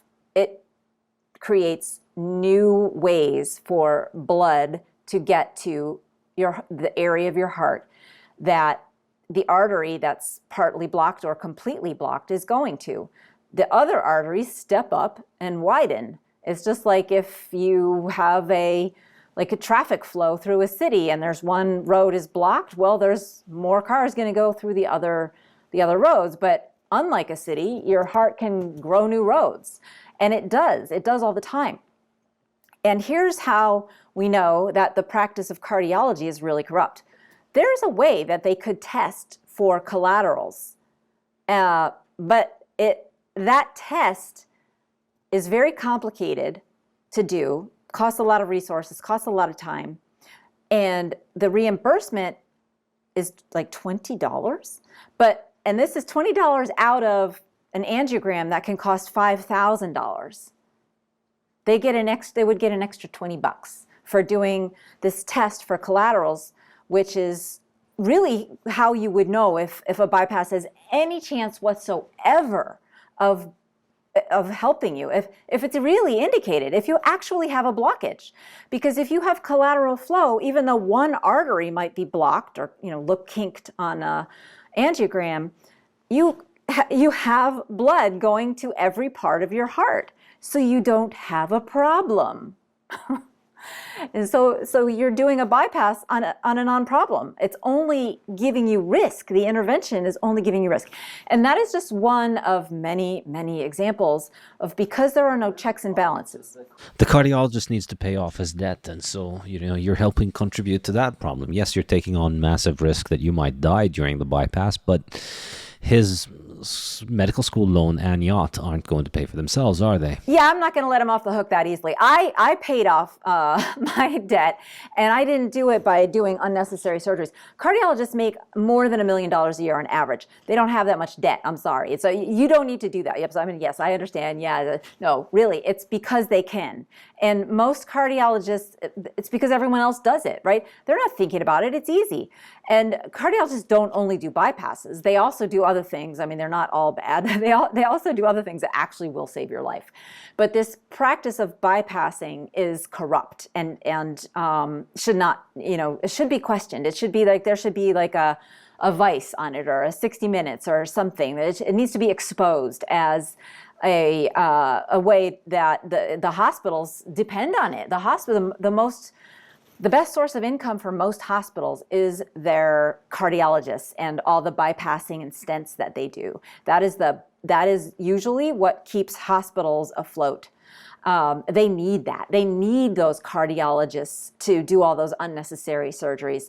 So, that's very reinforcing. The cardiologists really feel like they are heroes, right? Because they're saving the hospitals. They may not be saving lives, but they're saving the hospital system. Yeah.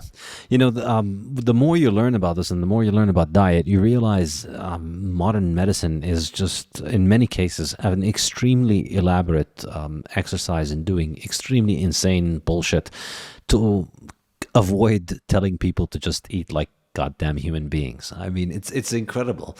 Like, you could... Are you thinking of bypass surgery, like a stomach gastric bypass surgery? Yes. Like, that's an example of some of the most ridiculous surgery there is. I remember there was somebody posted a couple of years ago on Twitter. Somebody posted this new machine where you eat the stuff and then you pump it out of your stomach immediately after you eat it. And like that, it's incredible. Like, why don't you just not eat shit instead of actually pumping shit out of your stomach all day? It's incredible that doctors don't mention this. And not only do they not mention it, they encourage you to eat the shit that makes you want to get this stuff.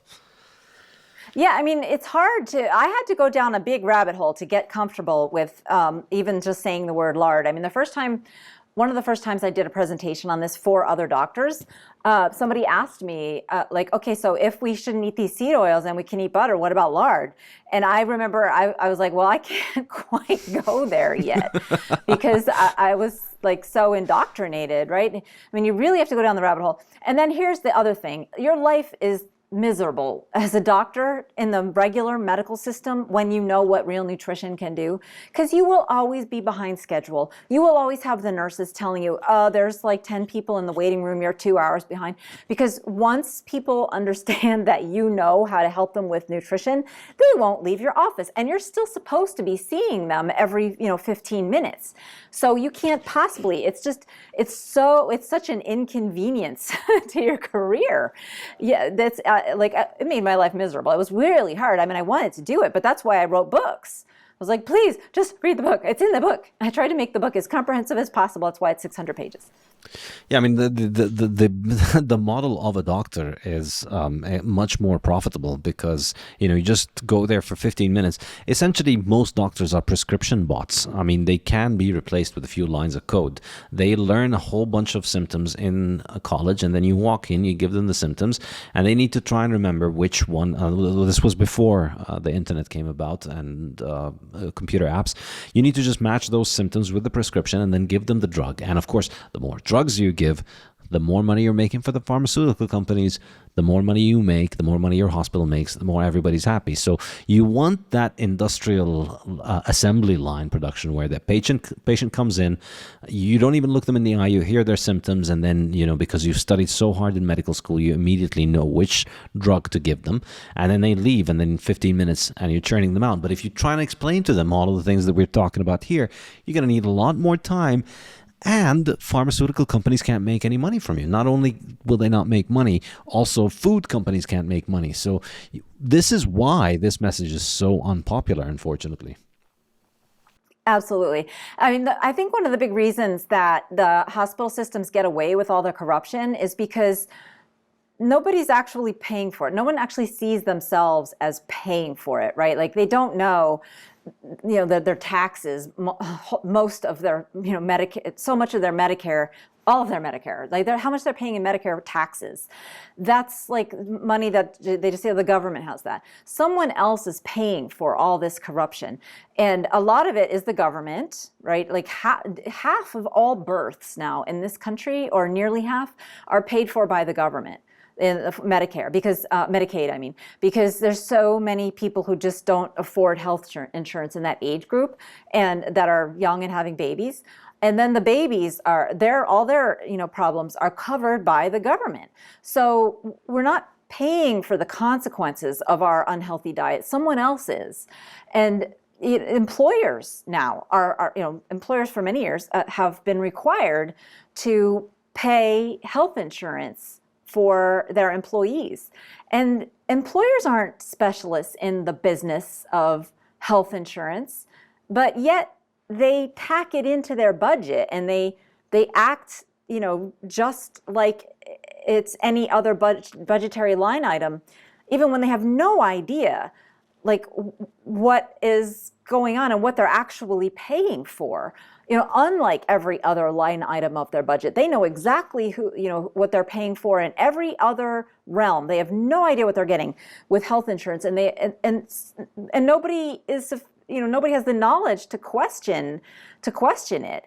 And so it's because we have this weird insurance system that we have, where other people are paying for someone else is always paying for your problem. If you had to pay for your own bypass, I guarantee you'd think twice about it. Like you might say, well, I don't have any chest pain right now, so at least I know I have a few minutes can I just get a second opinion? Can I look it up? Can I Google it? If you had to pay that upwards of $20,000 bill yourself, you might. But when you have health insurance, you're just like, well, that's what I'm getting. That's what I'm paying all this money for my health insurance for, right? So, it's just, that's part of why there are no checks and balances, because it's not your own personal finances that are hit with this. Yeah, well, this is where this leads very nicely into the main topic of this podcast, money and Bitcoin, because the reality is that you are paying for everybody's bypass surgery through inflation. All of this is because of fiat money. All of this is essentially once the government is able to take charge of the money supply, once the government can inflate the money supply and print it, then government is essentially destroying the concept of opportunity cost. And so you don't think of the cost of the bypass. You don't think of anything. People don't think of the cost of policies. People want to vote for politicians that want to give them hospitals and bridges and roads and democracy in Iraq and all kinds of insane bullshit, and nobody thinks that there's any trade-off. Nobody's ever said, we can't have a hospital if we want to give Iraqis democracy. We're going to have to choose. There's never a trade-off, because the government can just keep printing more and more and more money. And so the rational strategy in this kind of world is to try and get your share of it by trying to get as much of that printed money. And so the medical industry has turned all of these things into, issues.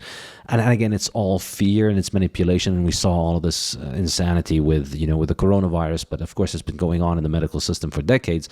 Once you get people to be afraid, oh no, President Eisenhower has a heart attack and now heart attacks are becoming a serious problem. Well, then you want to get into office, you run on a platform of we're going to give everybody a free bypass, basically. Or we're going to include this in healthcare reform. We're going to have Medicare cover it. And of course, you can do that because money is fake bullshit. Money is, there's no cost to making more dollars. Anybody can make it. So we're constantly devaluing the dollar. And that's, on the one hand, financing all of this enormous growth without accountability. You said there's no checks and balances.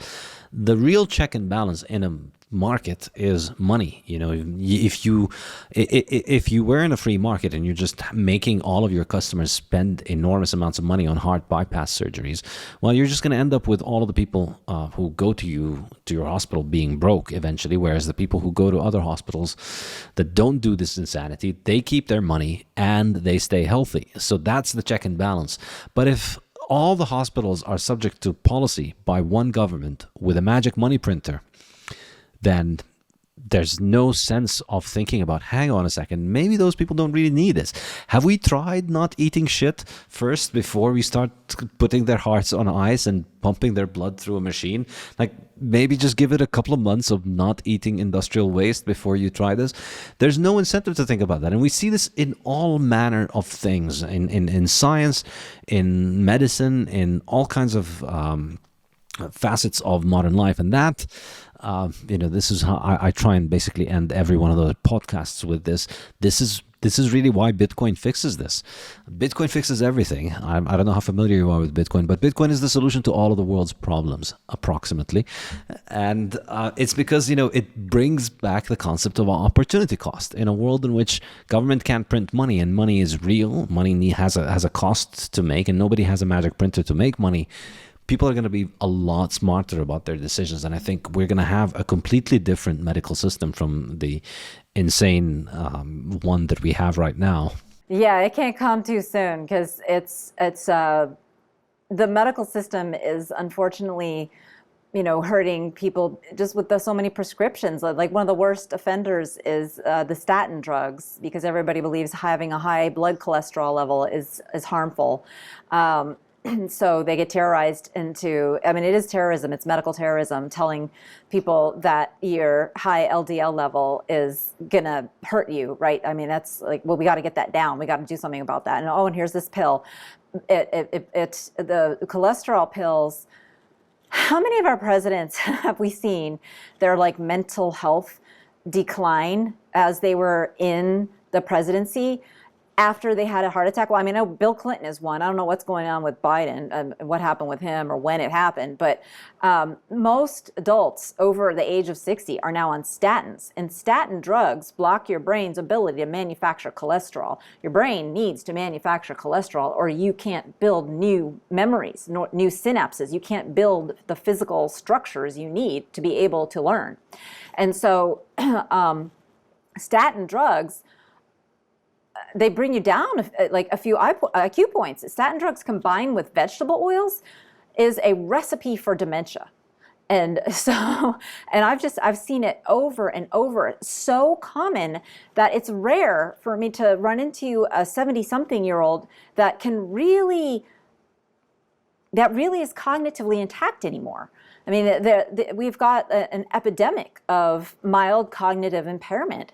And nobody's really talking about that, but it's really sad, because our older generations, we're supposed to have some wisdom to help us out. We're supposed to have people who have seen this all before to tell us, oh, this has all happened before, it'll all happen again, and be smart and wise and have the answer, right? But our older generations aren't there for us anymore, because they've damaged their brains unknowingly.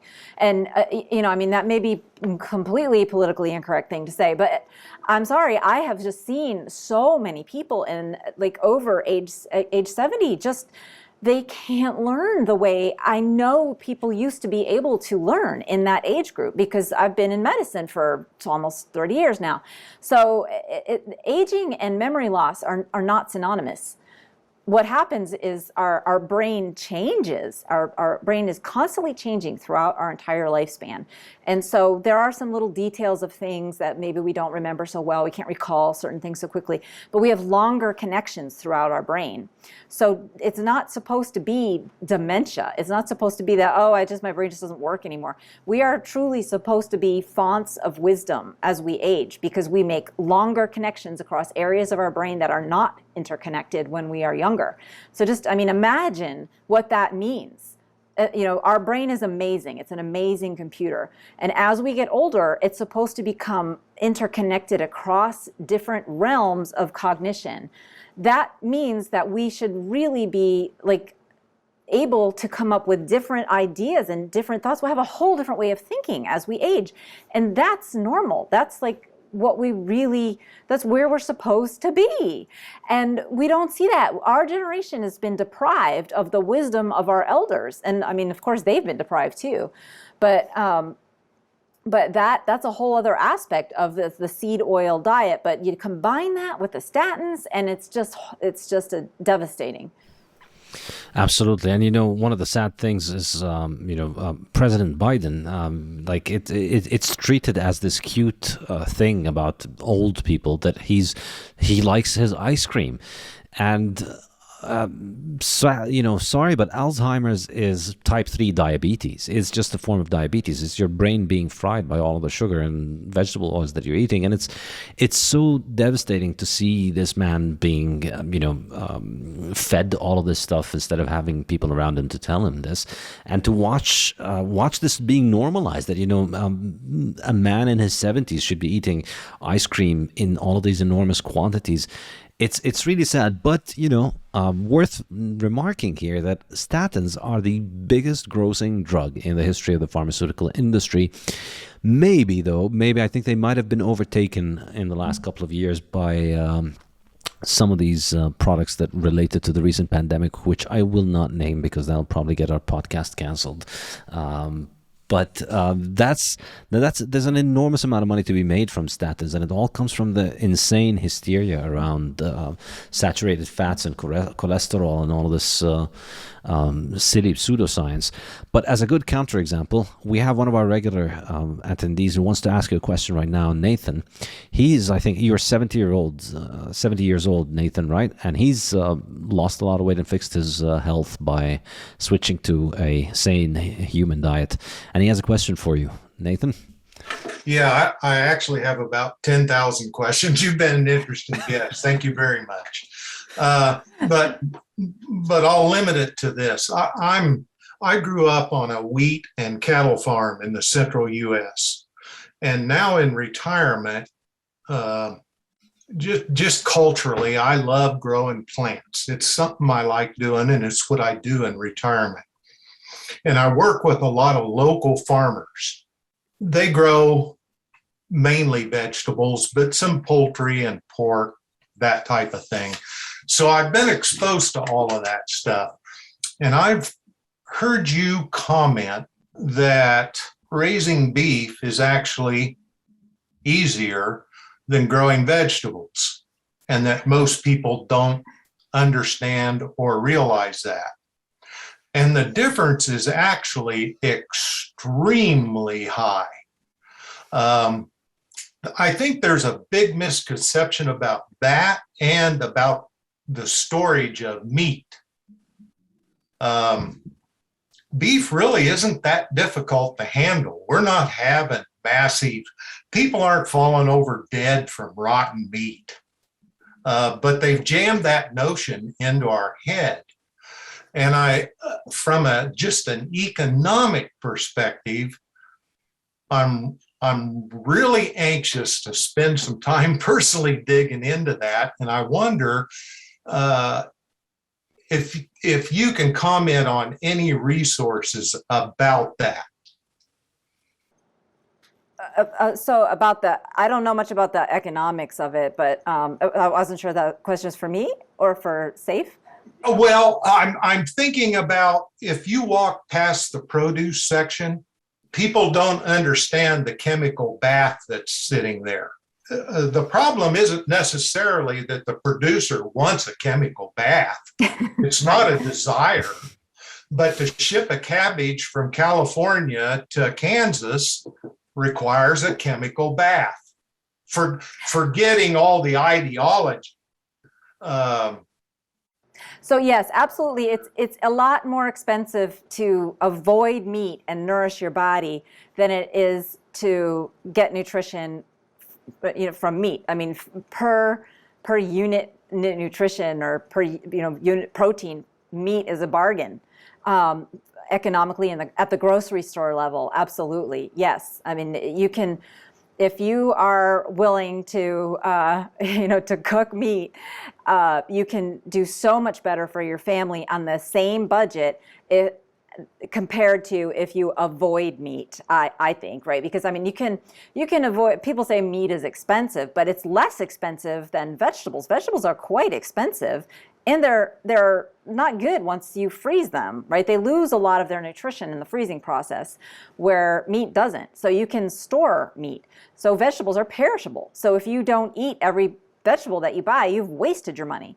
And vegetables now, the nutrition tables overestimate how much nutrition is in vegetables anyway, because our soil has changed and the nutrition of our vegetables has changed, and the data has not been recollected, right? So a lot of the nutrition tables that we're relying on are from vegetables that were grown on soil from 1970 and 1980, and some even going farther back than that. So there's a lot less nutrition now in vegetables than there used to be. And that's the other part of it is people go to the store and expect a pepper with no worms, with no blemishes. Well, that's not a pepper. That's, if you see vegetables with no blemishes, it's unedible. Yeah, because they've been bred for like endurance, right? They're not grown for nutritional value or flavor at all. They're grown so that they look like vegetables. And guess what? When you grow vegetables to look like vegetables, that is exactly what you get. Something that looks like a vegetable and isn't exactly a vegetable, because it doesn't have all the things that it's supposed to have in there. And it really doesn't taste good. I mean, I gripe to my husband all the time about how, like, I can't even get cashew nuts that taste like real cashews. When I was a kid, my mom took me to this co-op in the basement of a church. It was dirty down there, but the food was so good. You would bite into a raw cashew and it would explode with flavor in your mouth. And now cashews are like starchy. They mostly have starch, and they've got like a small cashew flavor. And the same with almonds, and it's just, food just does not taste right anymore. And that's horrible. So yeah, you can grow it yourself and yada yada and all that hard work and stuff that, yes, I think that we really should do. I should have more of a garden myself. But this is a big problem, that our vegetables don't taste like vegetables. And, nobody's doing anything about it because, why? Because nobody, Nathan, wants to wear a farmer's hat anymore. I mean, have you heard of any of your neighbors who are farmers who are raising their kids and they're like, you need to be a farmer? Or are they saying you got to go to college and get out of this business? I'm really asking, because I don't see a lot of young people even talking about agriculture. Yeah, I'm kind of unique in that I'm seeking them out and I'm around them. So I probably have he knows all the ones that are left. One last comment. My wife overheard you earlier, and you said something about old cookbooks. When we were first married back in the 70s, we attempted to make pie crust like her grandmother. And we tried and threw buckets of pie crust away. And also my mother, we tried to emulate. So I asked my mother what I was doing wrong. And she said, well, you're trying to make it like I used to? And I said, yeah. She goes, well, you got to use organ lard and fresh butter. And I said, well, why don't you do that anymore? And she goes, well, it's unhealthy. Exactly. My own mother. I know, it's so sad. I mean, it's really a dangerous idea that Ancel Keys came up with back in the 1950s, because that idea was like an atom bomb exploding in our DNA, because it severed us from all culinary traditions. There is no truly traditional cuisine that you can follow without animal fat, without some kind of, butter, tallow, lard, some kind of animal fat. There isn't one. And so well, what happens then is that piece of pie, you only eat one. Because of the taste of the sugar load doesn't overcome you. Exactly. Yeah, I know. There's a lot to be gained by, just going back 100 years. You shows about money, but we don't value our connection with nature. We don't have even a word for that, and that's really wealth. Like that's what the message of deep nutrition is that real wealth is your connection to nature. And so even though children aren't raised anymore to be farmers like the way they used to, I don't know, maybe it would help to talk about it that way. I mean, that is a job where you are studying nature and you're working with nature. And I think children are suffering from a nature deficit these days, and it's changing our psychology. And just going outside and being in nature and looking at it and studying it and learning from it and what's going on there, looking at the dirt. Like that's an experience. That is an experience that you get to have every day when you work in nature. But we don't raise our children to do that. We raise them to go to college and get, degrees that then they can't get jobs to use the degrees. Yeah, fake degrees to get fake jobs to eat fake food. That's the Fiat world. Yeah, we want the deep nutrition world. The antidote is the deep nutrition world. Bring that back. Yes. Thank you, Saif. And thank you, Dr. Shanahan. It's a pleasure to listen to you live. I loved your book, and it's probably the only book I recommended by nutrition to whoever asked me for that. So my question is the following. One of the common pushback from the medical profession about the idea of eating a higher protein diet, particularly animal protein, seems to be that high protein promotes IGF-1 hormone, which in turn promotes growth and therefore may actually promote cancer, in addition to being not very beneficial for kidney function. Is there any truth to that? What is your opinion on this? That is a baseless medical belief. There's no foundation in reality. If there are any studies that support the idea that eating more protein is unhealthy in any biological measure, it's not whole food protein that's being used in the studies. Let me give you an example. So the forks over knives, the China study. We've all probably heard of that. It's a very pro-vegan, anti-meat. The whole thing is that against animal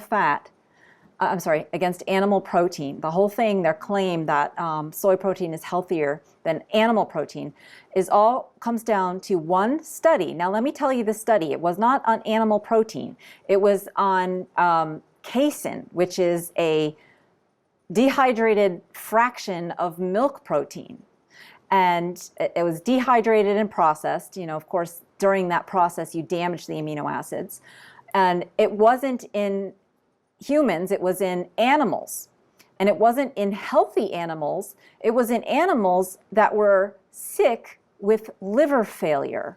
So your liver is required to process protein properly. And yes, if you're missing a liver, you have all kinds of dietary restrictions. But that's like, that is like 8 degrees of separation away from the claim that he makes, right? And he's got to know that it's not true. So I have a beef, pun intended, with those kinds of medical doctors that spew that misinformation and scare people away from, normal food. But how does it become so widespread if there is no real scientific studies to support you'll like it? my talk. I did a talk on that sort of explains a lot of this for the Future of Fat Summit on their YouTube channel. I did a talk called the Feed the Masses Vegetable Oil, the results of the 70-year experiment that Harvard has been perpetrating on almost the entire human race. Long title. Anyway, so in there, I talk about how I grew up believing the magazine ad propaganda that butter was unhealthy because I saw a picture that showed a happy family and the words, Mrs. Wilson is polyunsaturating her family, Fleischmann's margarine. And I remember picking up that magazine, seeing that picture in one of my dad's medical journals, so it had to be true, and then putting it down and going to the fridge and going, oh, thank goodness, we don't have butter, we have margarine. So it's a generation. We've grown up. We were indoctrinated. It is propaganda. So doctors have all been indoctrinated with this propaganda. It's very powerful. But the American Heart Association, and this is the point, this is like one of the things that I say in that lecture, is the American Heart Association should not be seen as anything other than a propaganda machine for the processed food industry. And that doctors don't, of course, know that, but hopefully now they will. So if you go to the channel and like it and share it and all that sort of thing, hopefully your doctor will watch it, and hopefully he will have a tiny sliver of an open mind that will allow him to consider, gee, maybe everything I learned about nutrition in school is wrong, and maybe that's why there's a cardiologist right now who's a really conscientious cardiologist. His name is Ali Nadir. Or Nadir Ali. Ooh. Anyway, I don't know first names and last names. I think it's Ali Nadir. So he's a really great cardiologist because he is an interventional cardiologist, meaning he puts in stents, he does the bypasses. And he tells a story about how he gave up giving dietary advice because it never worked. And then when he learned about the keto diet, which, cuts carbs, and I don't know that that's super important, what the keto diet really does is it gets you off seed oils and onto healthy fats. So when he learned about that, he became very fanatical about, how much that helps people not have heart attacks. And so my point with that was that it's Dr. Nadir Ali. Yes, somebody corrected me. Thank you. That my point with that was that doctors can learn, but it will change our practice. It will radically change the number of doctors needed in this country. So don't tell your children to go to medical school, because they won't be needed if you tell your children to go to agronomy school or something like that. Good advice. Thank you, Dr. Shanahan. Very helpful. Thank you. Thank you. Well, thank you so much, Dr. Shanahan. This has been absolutely amazing. I've learned a lot, and I've enjoyed it a lot. I think this has been one of the best, most informative discussions that we've had in this podcast. I really enjoyed it. And thank you again for writing your amazing books, and and on behalf of my children and all of the amazing food that they've had, thanks to you.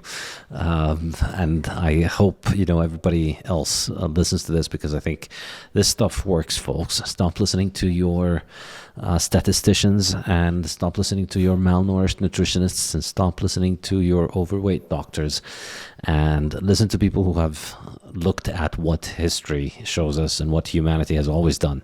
And the answers are very clear. You should not be eating industrial waste, and you should be eating a lot of meat. And if you do those things, you're going to be a very, very different human being. So thank you again. Well, thank you very much for inviting me on to your show. Cheers. Thanks a lot. It's been fun.